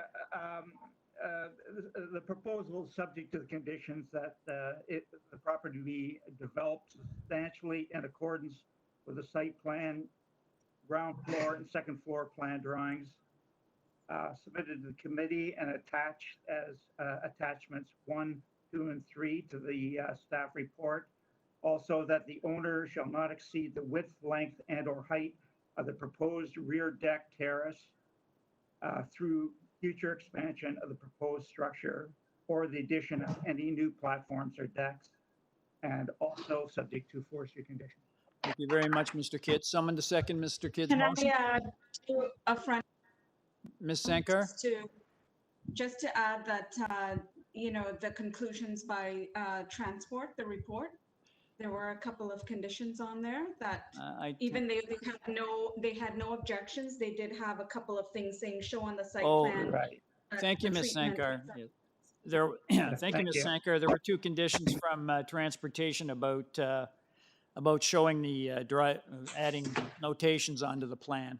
Yes, thank you. Can I get someone to second that motion? Ms. Sankar seconds. Excuse me. All those in favor? Opposed? Mr. Hunt dissenting. Your application has, sir, your application. Mr. Hunt, are you opposed to the application? No, I was hesitant, but I supported it. Okay, I'm sorry. Okay, I'm sorry, sir. Your application's been unanimously approved, subject to city planning, urban forestry, and transportation services conditions. Thank you very much. Thank you. Thank you. Item number 8, 72 Calvington Drive. I have one person registered to speak. That's Jennifer Parker Concelos. Are you there? Yes, I am, Mr. Chair. Can I get your full name and address, please?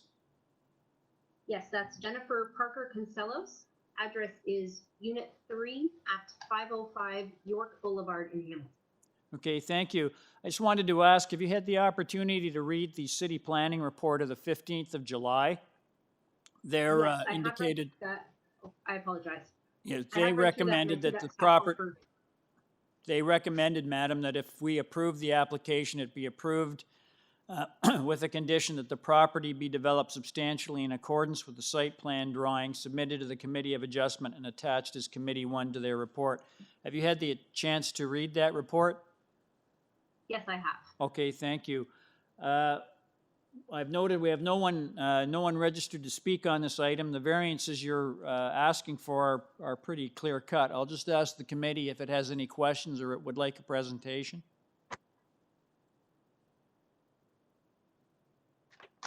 Mr. Khan? Thank you, Mr. Chair. The only question that I have is a concern of mine is item number 7, where the ancillary structure 40 square meter is allowed, and it has gone to 72 That's correct. meter square, which is quite a bit. Yes, so to speak to that increase, a 2-car garage, when you account for the legal parking space size of a 2-car garage, equals roughly the maximum allowance of 40 square meters. The homeowners are looking to incorporate with their garage sort of any other structures that they would be building on the property. They were thinking of a cabana house for the pool is sort of being tied in with this garage.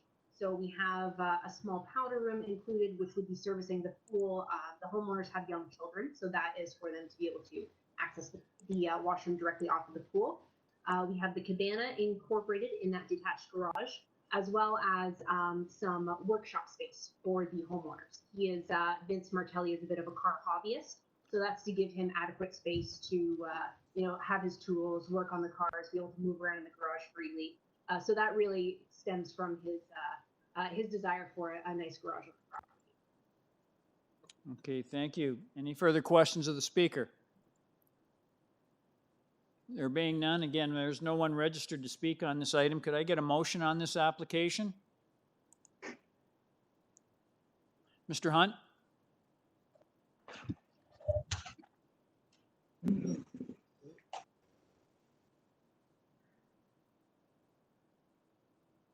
Oh, Mr. Hunt, we can't hear you.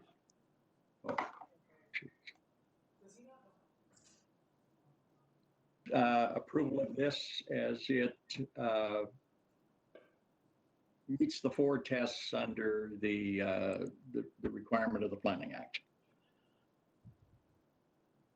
Okay, so I'm sorry, sir, must have missed that. So you're recommending approval subject to urban forestry and city planning conditions?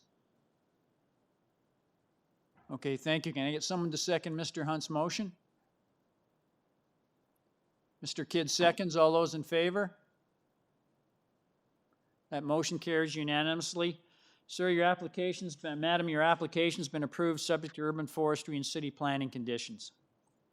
Thank you very much, Mr. Chair. Okay, ladies and gents, we'll take a 5-minute break and we'll come back in 5 minutes. That would be 11:53. Thank you.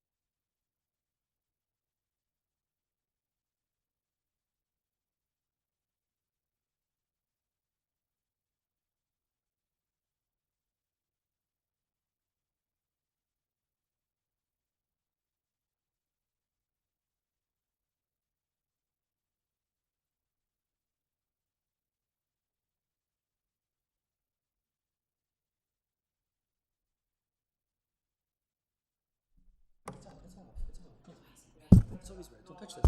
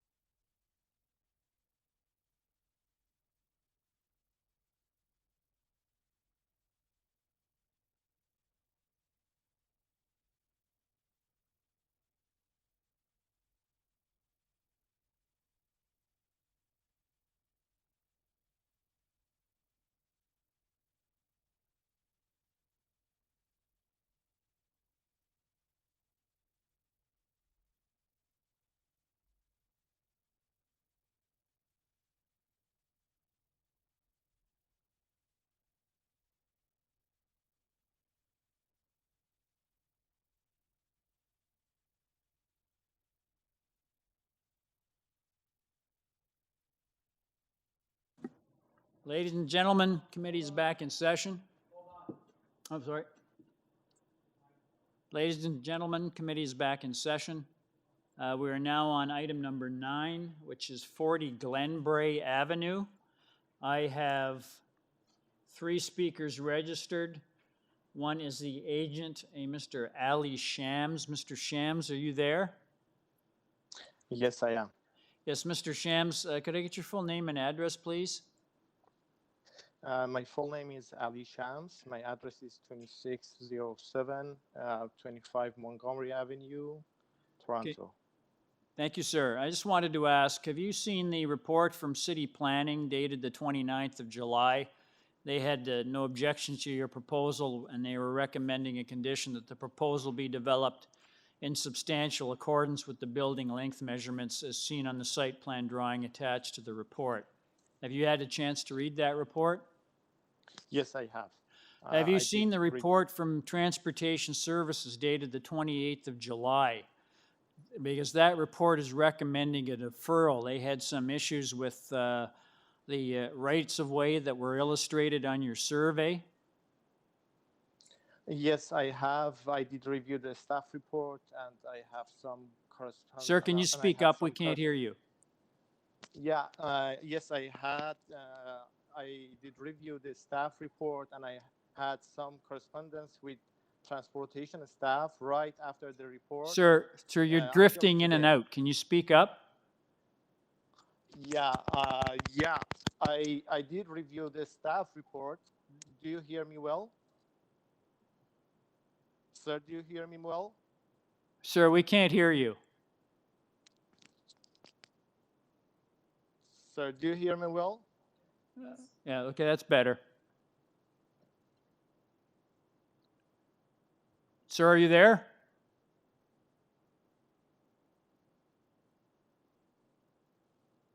Do you hear me well?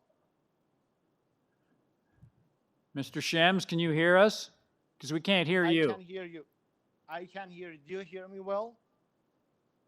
Mr. Shams, please speak directly into the microphone and speak loudly and clearly. Thank you. We can hear you. Okay, okay. Do you hear me well right now?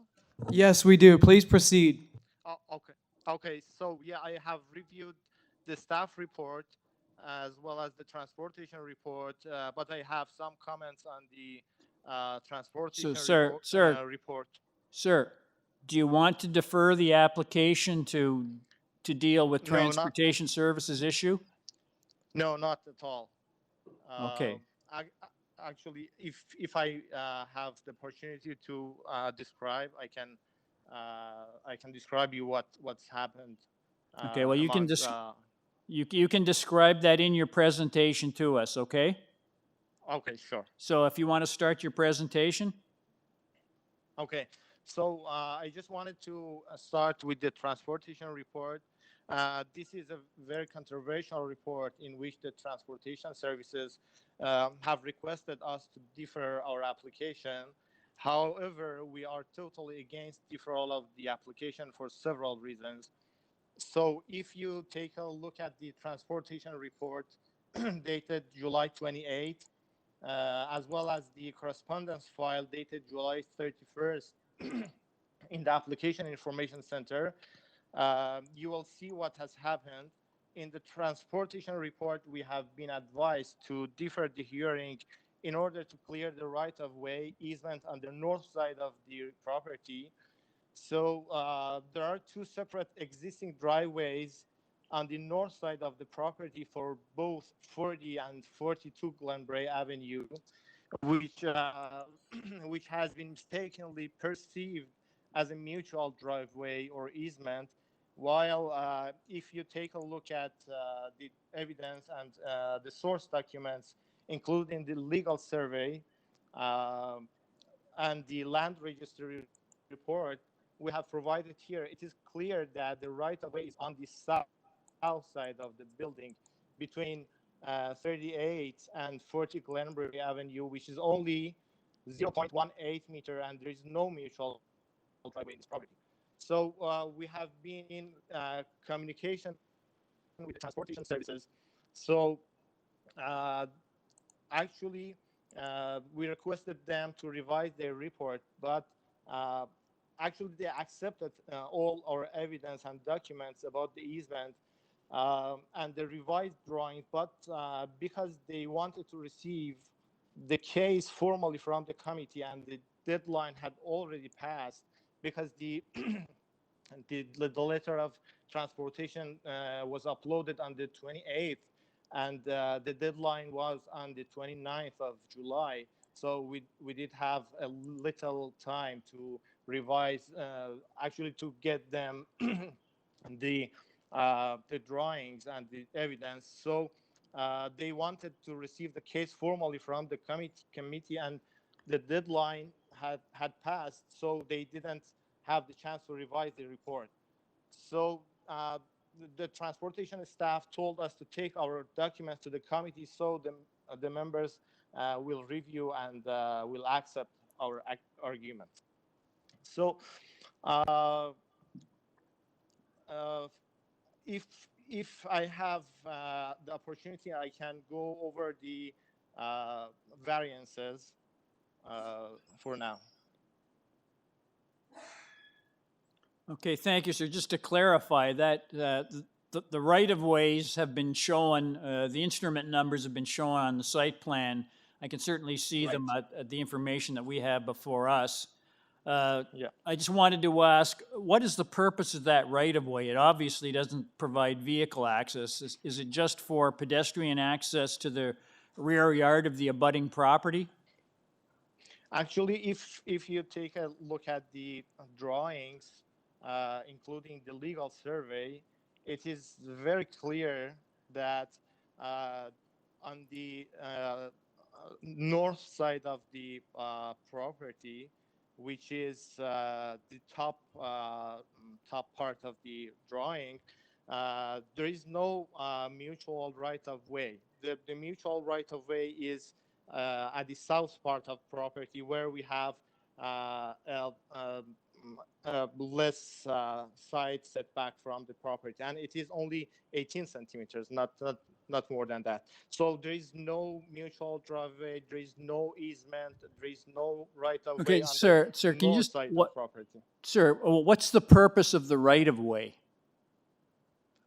Actually, the right-of-way gives access to the neighbor or the other, department to have access to maybe to the back of building. I don't know what's the purpose of the mutual, the easement at the south side of the building is just for the pedestrian access, but we haven't touched that mutual driveway at all. Okay, thank you, sir. Mutual right-of-way at all. Okay, thank you. Does the committee have any questions of the speaker? And being none, I'll go to our first deputant. I have a David Johns. Are you there, sir? Mr. Chair, David Johns does not appear to be present today. Okay, we'll take him off the list. Next person is Stephen Pierce at 38 GLENBRAE. Are you there, sir?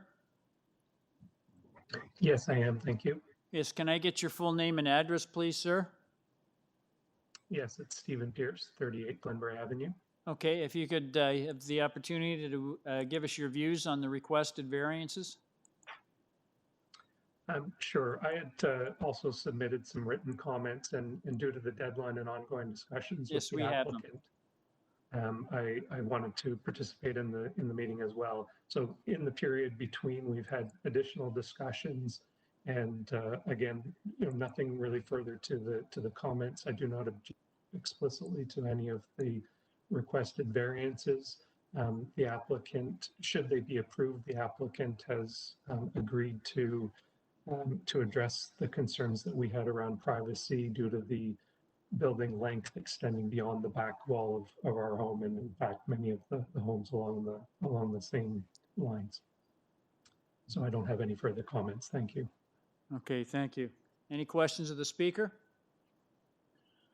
Can I get there are none, so if I could go back to, we have no more speakers registered. If I could get a motion on this application, please.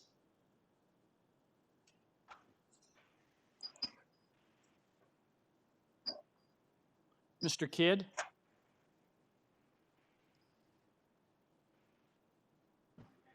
Mr. Chair, I feel it is fairly clear, based on the survey and the PIN property description, that the transportation report is in error. It doesn't appear to be any mutual right-of-way over the driveway. So I'd like to put forward a motion to accept the application. I feel it's of a minor nature and appropriate for the neighborhood. And I'd like to make it subject to the conditions set out in the staff report, that the proposal be developed substantially in accordance with the building length measurements as shown on the site plan attached to the staff report. Thank you, Mr. Kidd. Someone to second that? Well, Mr. Hunt seconds. All those in favor? That motion carries unanimously. Sir, your application has been unanimously approved, subject to city planning conditions. Thank you so much, sir. Thank you. We're now on item number 10, which is 130 Dalemount Avenue. And I have one person registered to speak. That is a Sarah Ifra. Are you there? Yes, I am. Yes, Ms. Ifra, could I get your full name and address, please? Yeah, Sarah Ifra, agent for the applicant. The address is 75 Dahlish Road, Suite 201A, and it's M6A2W4. Okay, thank you, madam. I'm just going to, there's, the variances you're asking are very clear. I'll just ask the committee if they have any questions or comments. I note that with the exception of urban forestry, we have no comments from any other staff, from any other municipal department. So if I could get a motion on this application, please.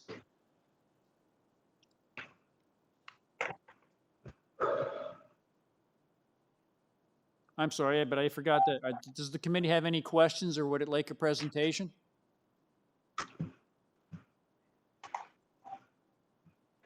No? Could I get a Mr. Khan? Sir, I had a question for Ms. Apra. My concern is only item number 4 and 5. They are a little bit higher. I mean, lot coverage is a little bit higher than 35, and it is 42. And item number 5, building length is 17, and it is 2157. Could you kindly explain why? So the two issues, I think, I just want to be clear with the two issues that you're asking about. One was the coverage being at 42%, and the other one was the length of being 21.57. Is that correct? That's what you were asking? Yes, ma'am. Okay. So if staff could possibly pull up the site plan, it might be easier to review with the site plan up.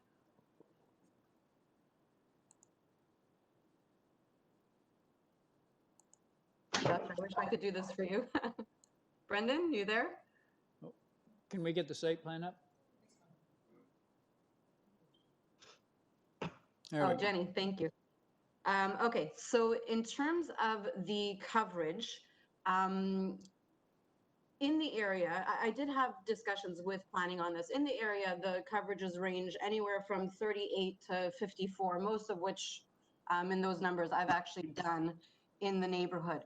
This particular property is at the 42% mark.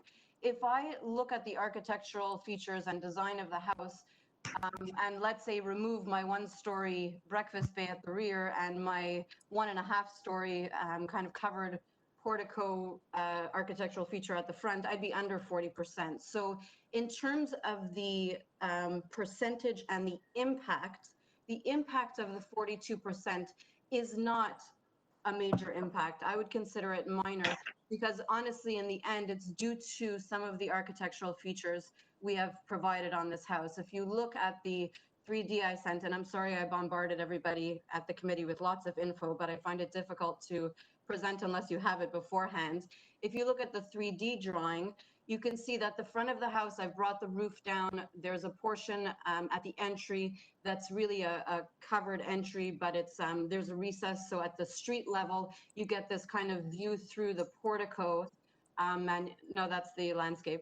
View through the portico and then to the front door. So the added percentage, that 2%, that's kind of above what's the norm or the mean in the neighborhood, is really due to some of the architectural features that do not have impact on the other neighbors. And this would also be reinforced by the fact that there is no staff report on it, and all of the neighbors are actually in favor of our proposal.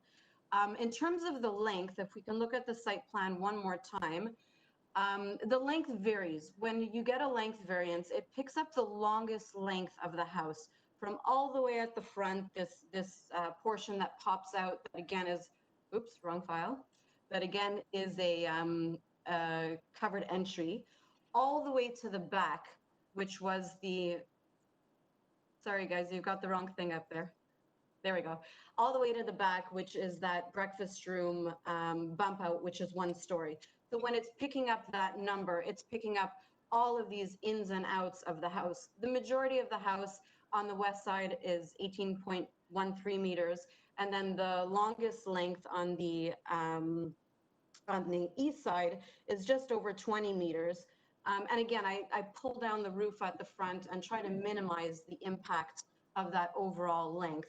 And again, I'll put forward that we have spoken to both immediate neighbors as well as other neighbors on the street and across the street, and all of them are in support of our application. I think they do like the way that it addresses the street, despite the fact that we do have a little extra coverage there than what we've seen on the exact street, and a little bit of extra length versus what we're allowed.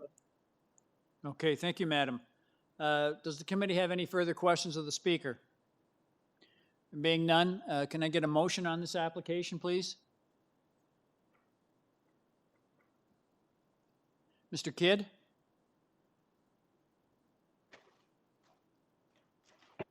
Yeah, I feel that the application, that the variances requested, they're of a minor nature and appropriate for the neighborhood.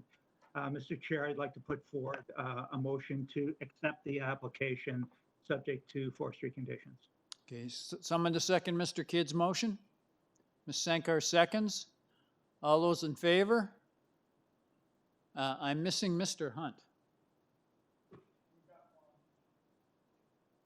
We still, okay, all right. So that motion carries. We still have quorum, and it's that, I'm sorry. Madam, your application has been unanimously approved subject to urban forestry conditions. Thank you very much. Thank you. So is we lost Mr. Hunt? Okay, all right. We'll move to item number 11, which is 38 Burnaby Boulevard. I have 3 people registered to speak. One is the agent of Mr. Chris Lee. Mr. Lee, are you there? Hi, can you guys hear me? Yes, we can hear you. Can I get your full name and address, please? Address 280 Empress Avenue in Toronto. I'm the hang on just a moment, sir. Mr. Secretary Treasurer, on my copy of the application, there's nothing that states what the purpose of it is.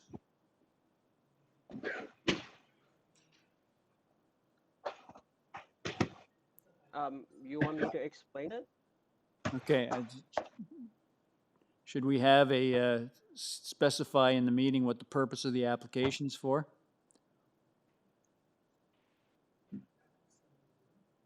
Yeah, I'll do that. Mr. Lee? Yes.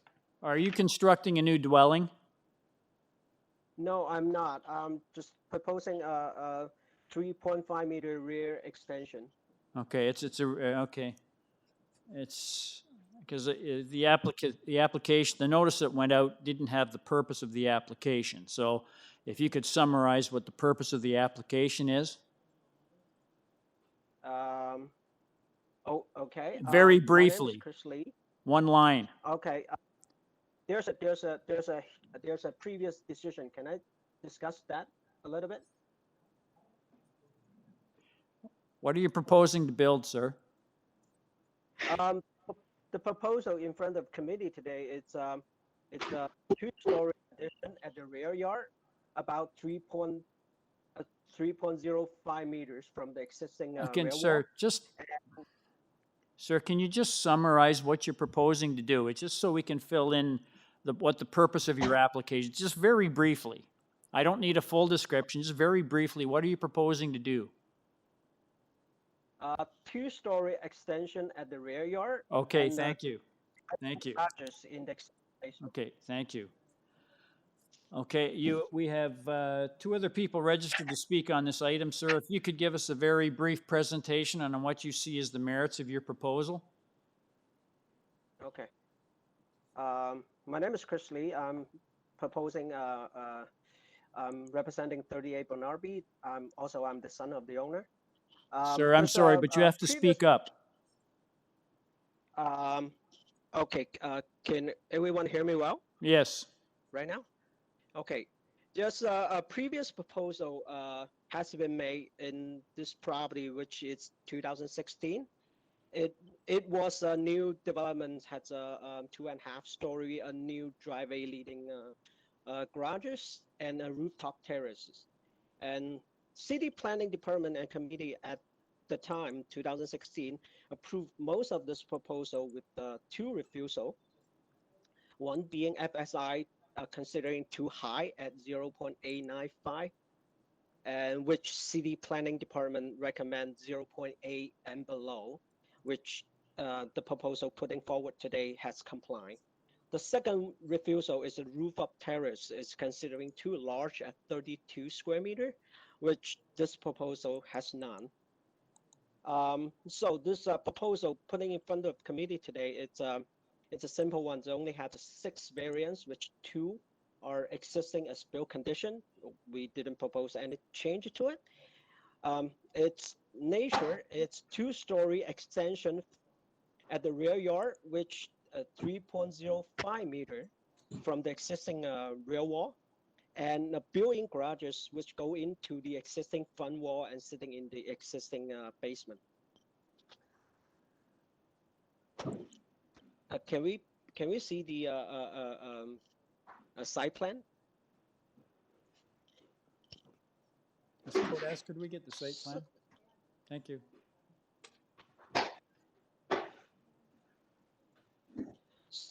So of this major items, which is backyard extension and built-in garages, can be found lots of precedents within the neighborhood, even on the same street.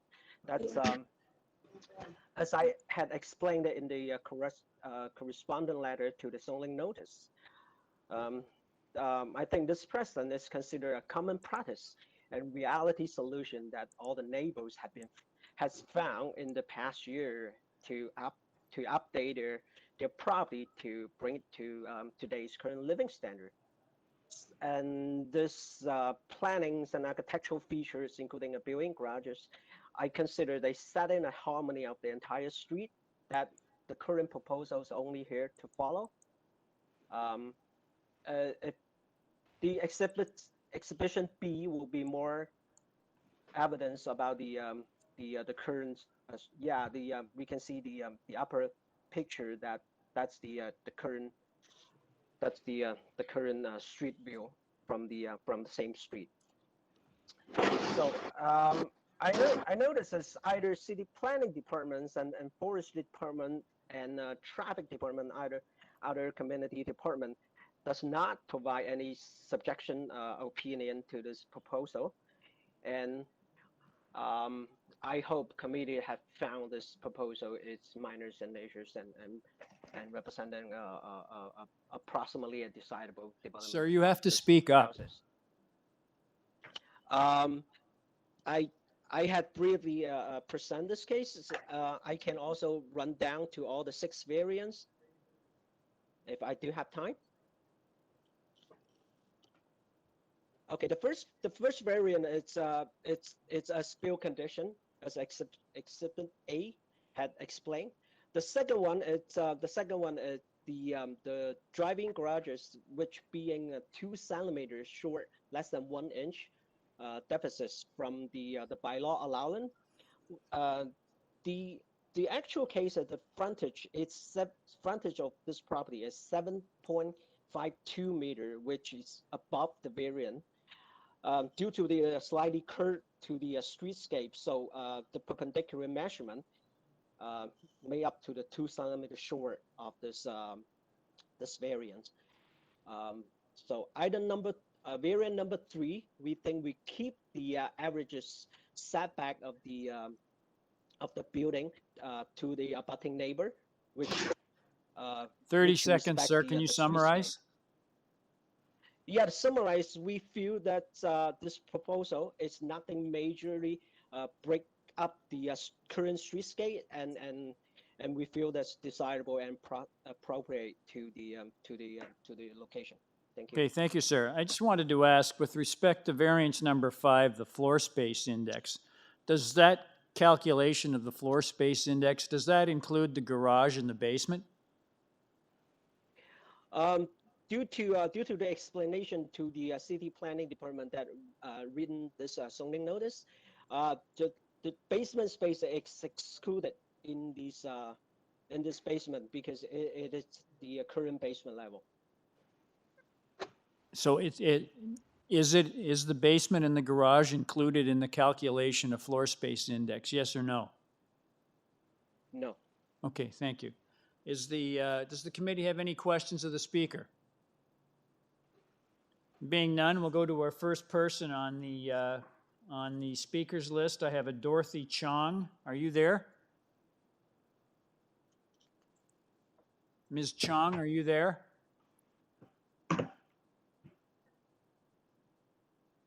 Mr. Chair, Dorothy Chong appears to be present, but she does not have audio connected. Okay, we'll go to the next speaker. I have a Zheng Sun. Are you there? Zheng Sun, are you there? Hello? Yes. Hello, are you Mr. Zheng Sun? Yes, speaking. Yeah, can you speak up, sir? Yes, can you hear me? Barely. You have to speak up, sir. Or hold the microphone closer to you. Hi, can you hear me? Yes. Can I get your full name and Hi. address, please? My name is Zheng Sun. My address is 37 Willowbank Boulevard. Okay. Thank you, Chairman. Thank you, everyone, for the time. I'll try to be brief and short. I'm the immediate next door neighbor to the north of this property of 38 Burnaby. I have 3 points. Firstly, the FSI increased from 60 to 73%. It's an increase of more than 20%. So the large coverage is getting more than the variance, more than max. Secondly, Chris mentioned 3.5 meters further north to my backyard. He is referring to the north side of the attachments, not the main building.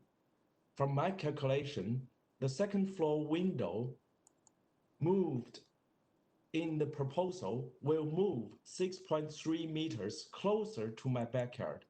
So my backyard privacy and sunroom, family room privacy on the first floor will be negatively compromised. So I'm against this. And the actual length of the move further to my backyard is 6.3 meters, referring to the windows instead of the first floor wall of a small attachment. And thirdly, when we bought this house last year in April, we thought there is a nice city view with CN Tower, very beautiful city line. But after this 6.3 meter, 2-story move, a rear addition, moving backward to the north, to my backyard, I think our city view and the CN Tower will be negatively impacted. So please turn down this rear addition? Thank you. Sir, I just wanted to ask, were you aware that the applicant does not have a variance for building length? The length of the building complies with the zoning bylaw. Okay. Okay, thank you. Okay. Does the committee have any questions of the speaker?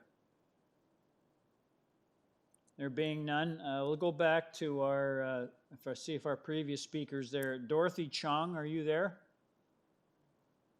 Not there? Okay, we'll take her off the list. Ms. Lee? Mr. Lee? Mr. Lee? Yes, sir. Okay, you've heard the comments from our previous speaker. If you want to address them, please. Sure, I'll give some opinions about the homeowner 37 Willowbank has. This is rare situation that that Burnaby Boulevard and Willowbank, they are on the Willowbank's on the hillside of the Burnaby Boulevard. Actually, if we can put up the survey maps or plan, we can see that the impact. We are at the roof bottom of the hillside of 37 Willowbank.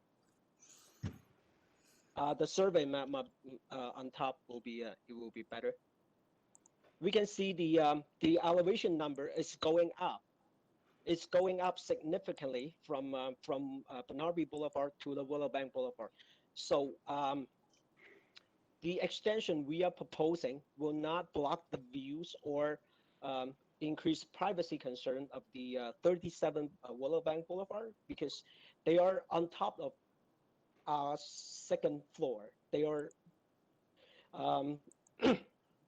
they are on top of the hill of our property. It's even with the 2-floor extension, they are still their basement level. It's on the part of equal levels of my top level. So either we gonna spike them from the bottom of the foot to look up. I don't see it create a huge privacy concerns and view concern to the Willowbank Boulevard. And to that matter, our building length and FSI and our building length and lot coverages is completely compliant with the current zoning bylaw. In addition to that. Okay, thank you. Does the committee have any questions of the speaker? There being none, I just wanted to note that there are no recommended conditions from staff. So if I could get a motion on this application, please. Ms. Sankar? Through you, Mr. Chair, I mean, I do appreciate the concerns that the neighbors had proposed, but I accept the explanations provided here by the applicant today, and note as well, based on the previous decision, that steps were taken to absolutely improve the context of this application as well. So with that in mind, I'll put forward a proposal to approve the application as is. Thank you. Someone to second Ms. Sankar's motion? Mr. Kidd seconds. All those in favor? Opposed?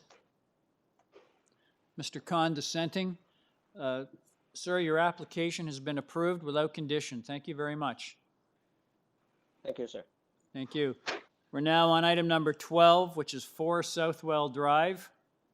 I have 2 people registered to speak. One is the agent. I'm just going, is Mr. Maxim Murkason there? Yes, good afternoon, Mr. Chair. Yes, hello, sir. Could I get your full name and address, please? Yes, my name is Max Murkason, and I represent the homeowners for 4 Southwell Drive. Okay, thank you, sir. We have one person registered, one person who would like to speak on this item. So if you could give us a very brief proposal on why you think your variances have merit.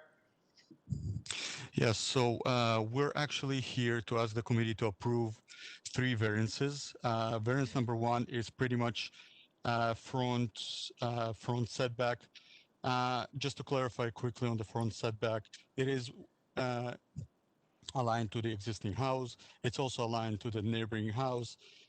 We just wanted to keep everything on the same line. The other two variances have to do with the side yard.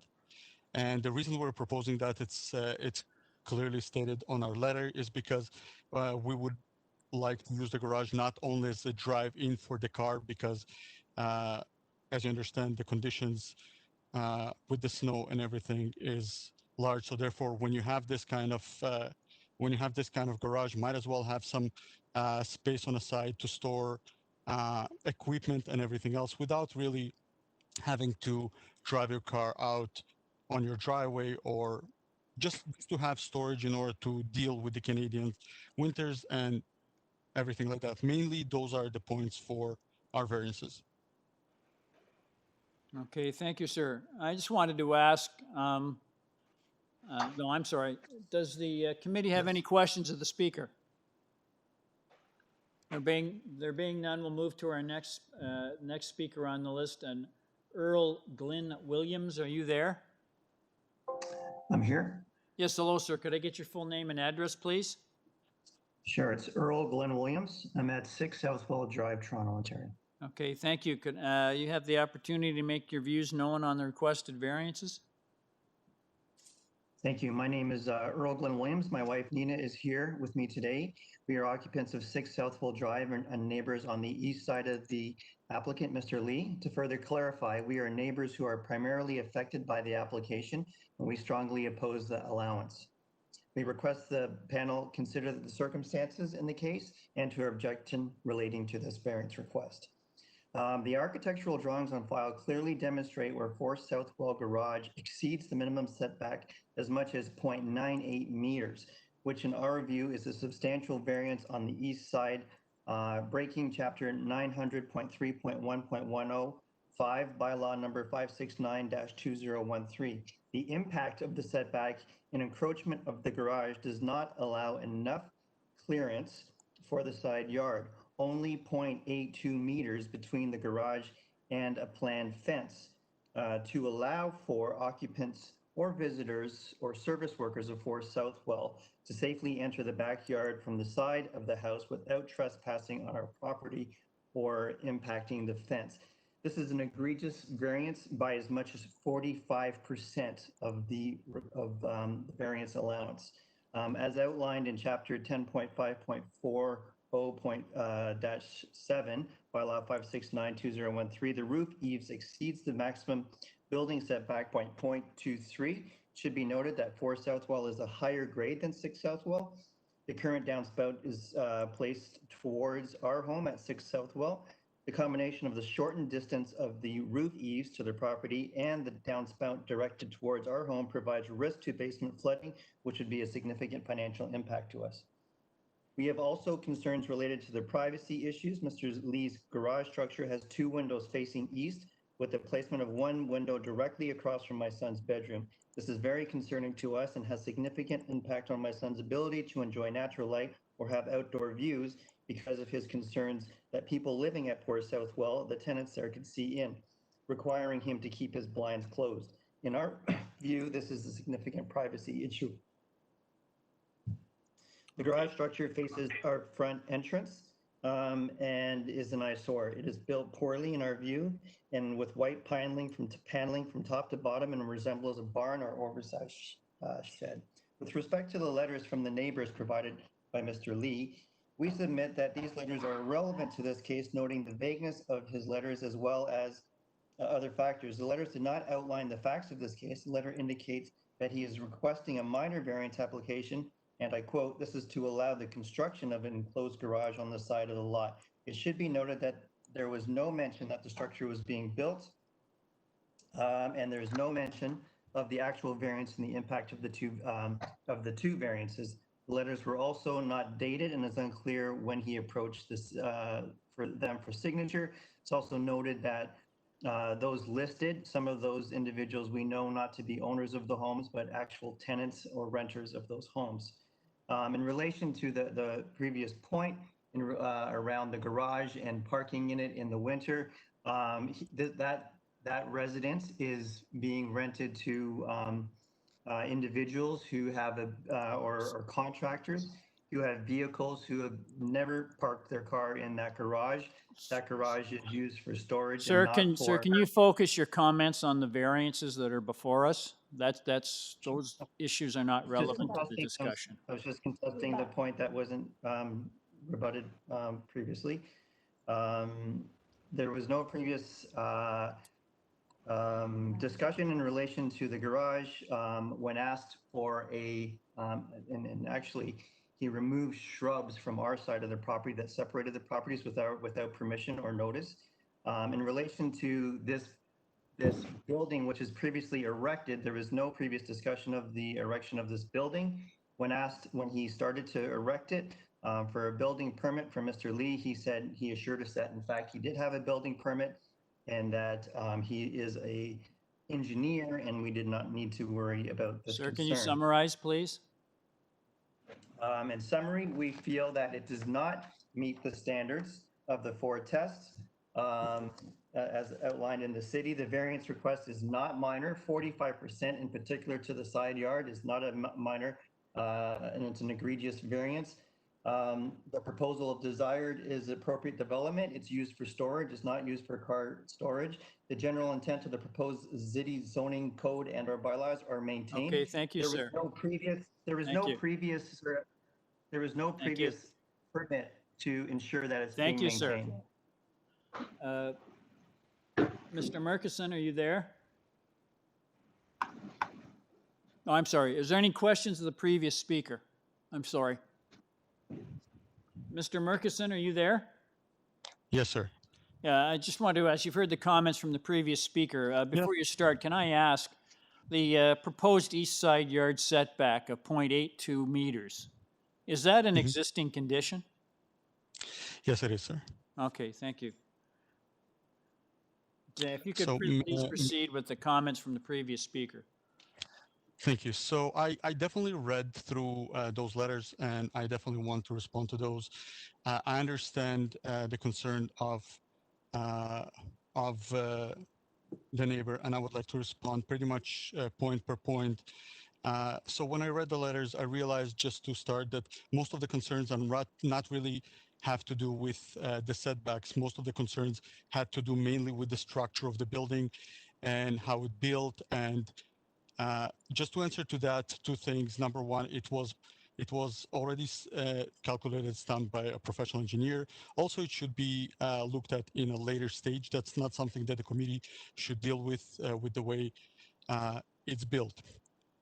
Other complaints that I do want to look at, because it looks like the arguments are not against the variances, is, for example, in the letter it says that they like to maintain the official plan of the city. If you go on city's website, you will understand that the official plan of the city is to ensure the involvement of the city of Toronto and to ensure that the city of Toronto goes forward. Even though we're not really changing anything in the neighborhood, if you look at the other houses in the neighborhood, all of them have the same slope, all of them park their car. Even our neighbor has the same slope of garage. So therefore, we're not really changing anything that has to do with the neighborhood. Another thing that I want to approach is the window situation that, by the way, we are willing to discuss the privacy situation. But the house, if you look into the survey, the house is the closest wall to the property is 5 meters away from our building. And the door is almost more than 6 meters away. Therefore, it's kind of further from our building. Again, a lot of concerns about about how the property is neglected, which I think this is something that has nothing to do with the Committee of Adjustment. Some issues that they have with the fact that it has to have permits, and that's exactly why we're here. So in the letter, it says that they're okay with us actually going ahead, but they want us to get the proper permissions, and that's what we're doing exactly. We're trying to get the proper permissions to move on. Also, that's what the owner of 3 Southwell discussed. So pretty much there are no comments from the city staff. We believe that our variances, if you actually look at the variances themselves, are very minor in nature, and they're within the they're appropriate and within the future plan of the city. We don't really change anything in the neighborhood. All the other concerns that were discussed are structural, which is something that will be dealt with the inspection department and the building department in later phases. When it comes to also safety to enter to the back of the property, again, if you look on the survey, we got 5 meters. There's many other ways to enter to the back before you demolish a building. Also, this building was there for almost 16 years. It was never a problem to anyone, and it became a problem lately. So there's probably a reason to that as well. But again, I don't think we need to go into those reasons. Bottom line, I do believe it's within the minor variance. It's only a couple of setback variances. To demolish this kind of structure will not change really the face of the neighborhood, because most of this neighborhood, most of the people that agree to it have kind of the same situations and the same carports. Even our neighbor, the neighbor has exact same carport if you look on Google Maps. Now, also if you look on Google Maps throughout the years, this property was always clean, and I never saw that it was that the parking spots were filled with trucks. I do believe that could be something that happened before, but I could not see that. I also could not see that. Sir, can you summarize, please? So I do believe that all our variances are within the minor variance and should be approved by the committee. Okay, thank you. Any questions of the speaker? Thank you, Chair. Can I get a motion on this application, please? Ms. Sankar? Yeah, through you, Mr. Chair. My concern would have been on variance number 2, but as was explained that this is existing, I see the rest of the variances as being minor and would fit with the neighborhood, seeing that this is similar to what the neighbor does have as well. So for that reason, I'll put forward a motion to approve this application. Someone to second Ms. Sankar's motion? Mr. Kidd seconds. All those in favor? That motion carries unanimously. Sir, your application is unanimously approved without condition. Thank you very much. Thank you very much, Mr. Chair. Thank you very much, committee. Item number 13, 92 Churchill Avenue. I have 2 speakers registered. I have a Mr. Ken Chow. Mr. Chow, are you there? Yes, present, Chair. Yes, Mr. Chow, can I get your full name and address, please? My name is Ken Chow. Address is 183 Three Valleys Drive in Toronto. Okay, thank you. I wanted to ask, have you had the opportunity to read the city planning report of the 22nd of July? They indicate yes, if the committee should approve it, that it's recommended that the proposal be developed substantially in accordance with the west elevation drawing submitted to the Committee of Adjustment and attached as attachment number 1 to their report. So I'm just asking if you've had the opportunity to see that. Yes, I have, and we will conform to it. Okay, thank you. I just wanted to ask, we have 1 person registered to speak. I'll just ask Mr. Clapp. We had the name of the person was a Serengita. Is she still there? Okay, thank you. Sir, if you could, Mr. Chow, if you could give us a very brief presentation on what you see as the merits of your proposal. Sure. This is an application to build a new 2-story home. And in the research that I did on looking at the existing character of the neighborhood, including the height and the massing, I've come across examples of houses along Churchill of the same height and scale. For example, at 95 Churchill, 145, 157, including our immediate neighbor to the east. So in designing the house, I've taken into account the massing of the building to try to be sensitive to what's in the existing context. So for example, on the site plan, you will see that the east side of the house is compatible and comparable to the neighbor at number 90. I've also worked with the committee planner, Michael Ramiro, to make revisions to the design to drop the height of the house, to change the roof shape of the house, to create more interest and also reduce the massing as seen from the street and from the side. These are clearly illustrated on my elevations 3.1 to 3.4, and I can go into more detail if the committee would like me to. I've also looked at the context on the street, excuse me, and there are 2 or 3 examples along Churchill, excuse me, that has very similar roof shapes and mass. And I believe that this application is meets the 4 test. Thank you. Okay, thank you, sir. Thank you, sir. I'll just ask the committee, does it have any questions of the speaker? No, thank you. I have one speaker, name is Serengita. Are you there? I am. Can I get your full name and address, please, madam? Yeah, it's Ranjita Hazarika, 90 Churchill Avenue. Okay, thank you. You have the opportunity to make your concerns known on the proposed requested variances. Thank you. So I think it's a nice house. It's a beautiful plan. My only concern is one, that is the height. And I saw that the height, the height was the proposed height was 9.75 meter.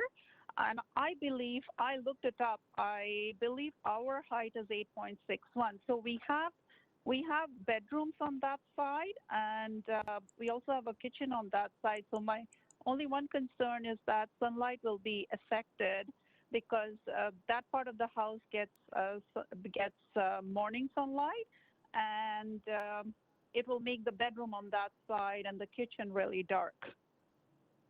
Okay, madam, I just wanted to ask, did you have the opportunity to read the city planning report? I think I did. Because they indicated that that the applicant proposes an increased side exterior main wall height of 8.95 meters, whereas 7.5 meters is permitted.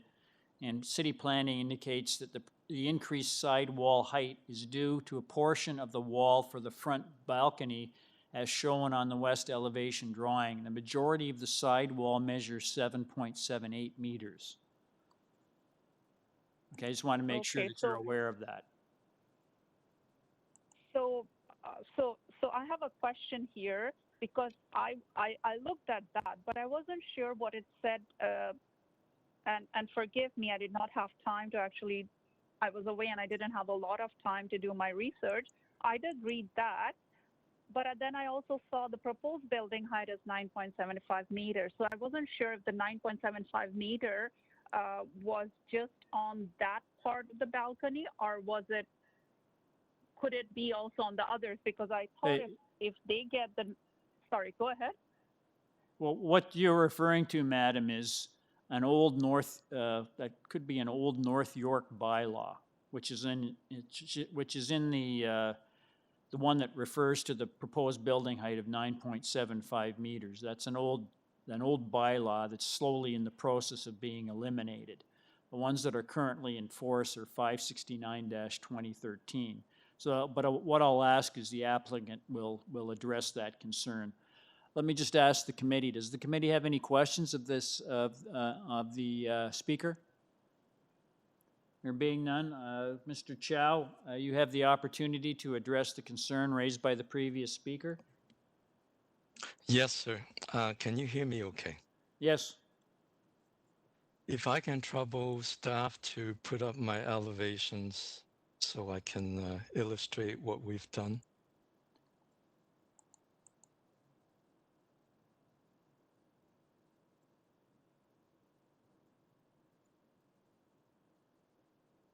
Thank you very much. So the first drawing, which is A3.1 that you're seeing right now, on the right side of the drawing, I assume that would be the east side would be facing the neighbor that just spoke. If you look at the upper right-hand corner of this elevation, I have reduced the slope of the roof to almost 45 degrees. This is to address, reducing the height that's facing her to allow more sunlight. The other side of the house is kept also at a pretty steep slope. And if I may go to the next elevation,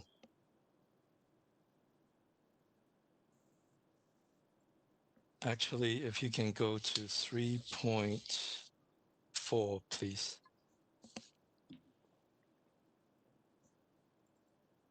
So that's two more, yeah, that one there. So to the eave of the building, which is just below the dark brown roof, the height of that wall is actually 7.78. So the measurement of 9.75 is actually to the peak of the roof.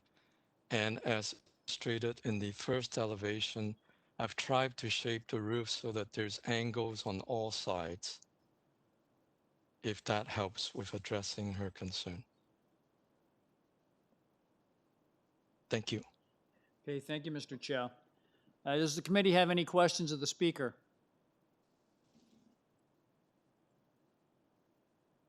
There being none, could I get a motion on this application, please? I just want to emphasize that we have no staff comments from municipal staff regarding this application. If I could get a motion on this application, please. Oh, I'm sorry, my mistake.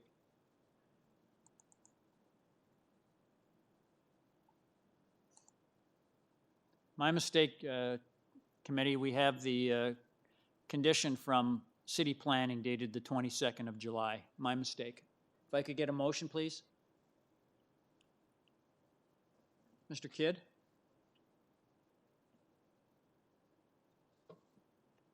Mr. Chair, I'd like to put forward a motion to accept this application. I feel it's minor nature and appropriate development for the neighborhood.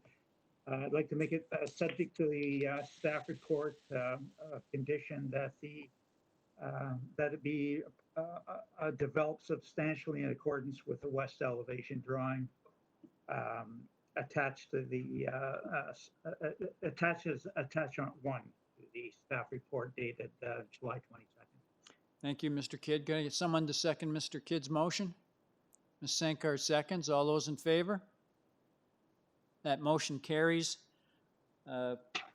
Sir, your application has been unanimously approved, subject to city planning conditions on their report of the 22nd of July. Thank you very much. Thank you. We have item number 14, which is 92 Churchill item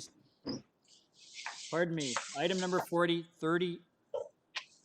Churchwood Crescent.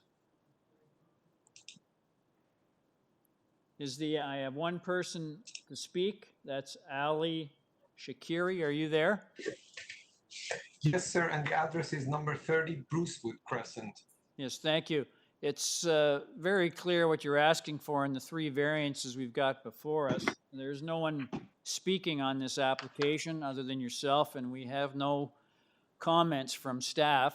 I'll just ask the committee if it requires if it has any questions or would like a presentation. No? Okay, thank you. Could I get a motion on this application, please? Mr. Khan? Sir, I find these 3 items as minor variations, minor variances. So I would like to move that this application be approved. Could I have someone to second Mr. Khan's motion? Ms. Sankar seconds. All those in favor? That motion carries. Sir, your application has been unanimously approved without condition. Thank you very much. Thank you. We are now on item number 15, 19 APSLEY Road. Is the applicant there? Yes, I'm here. I have the agent, is it Ms. Nushin Mazafari? I hope I got that right. Yes. Could I get your Yes. full name and address, please? Hi, my name is Nushin Mozaffari. I'm here on behalf of my client, owner of 19 APSLEY, to represent the case. Okay, thank you. I just wanted to ask, madam, have you had the opportunity to read the city planning report of the 15th of July, which states that the applicant has provided a new zoning notice and drawings that reflect the changes of the previous staff report dated July 6, 2020.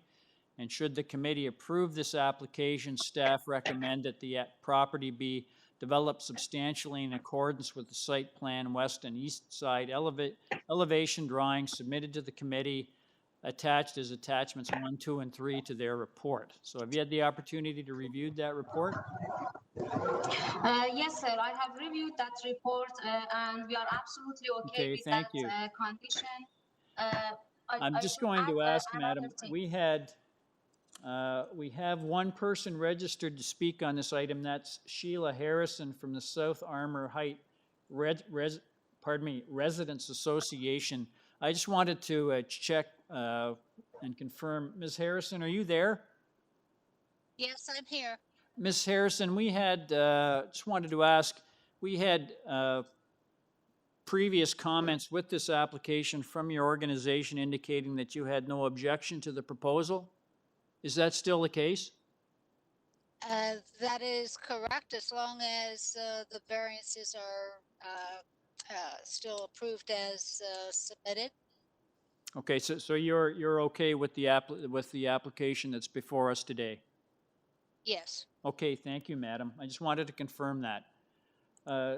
Madam, I'm going to go back to the applicant. Madam, I'm just going to ask the committee, in view of the fact that the Residents Association has no objection to the application, and that in view of the city planning reports that they have, does the committee have any questions or would like a presentation? There being none, could I get a motion on the application, please? Mr. Khan? Thank you, sir. Mr. Chair, I would like to move that this application be approved because the variances are minor and as submitted by the staff, the recommendations are property be developed substantially in accordance with the site plan west and east side elevation drawings submitted and attachments 1, 2, and 3 to this report. Give someone to second Mr. Khan's motion. Mr. Sankar seconds. All those in favor? That motion carries unanimously. Madam, your application has been unanimously approved, subject to city planning conditions. Thank you. Thank you very much, madam. We are now adjourned, Mr. Secretary Treasurer, for an hour. Do you want to go right at 1 o'clock? I think we have to break for lunch. So would you like to, we'll adjourn and come back in half an hour. Is that okay, committee? That's okay. Okay, we'll come back in half an hour. That's We'll be good. back. Committee will adjourn till 1:30. Great. See you then. Thank you.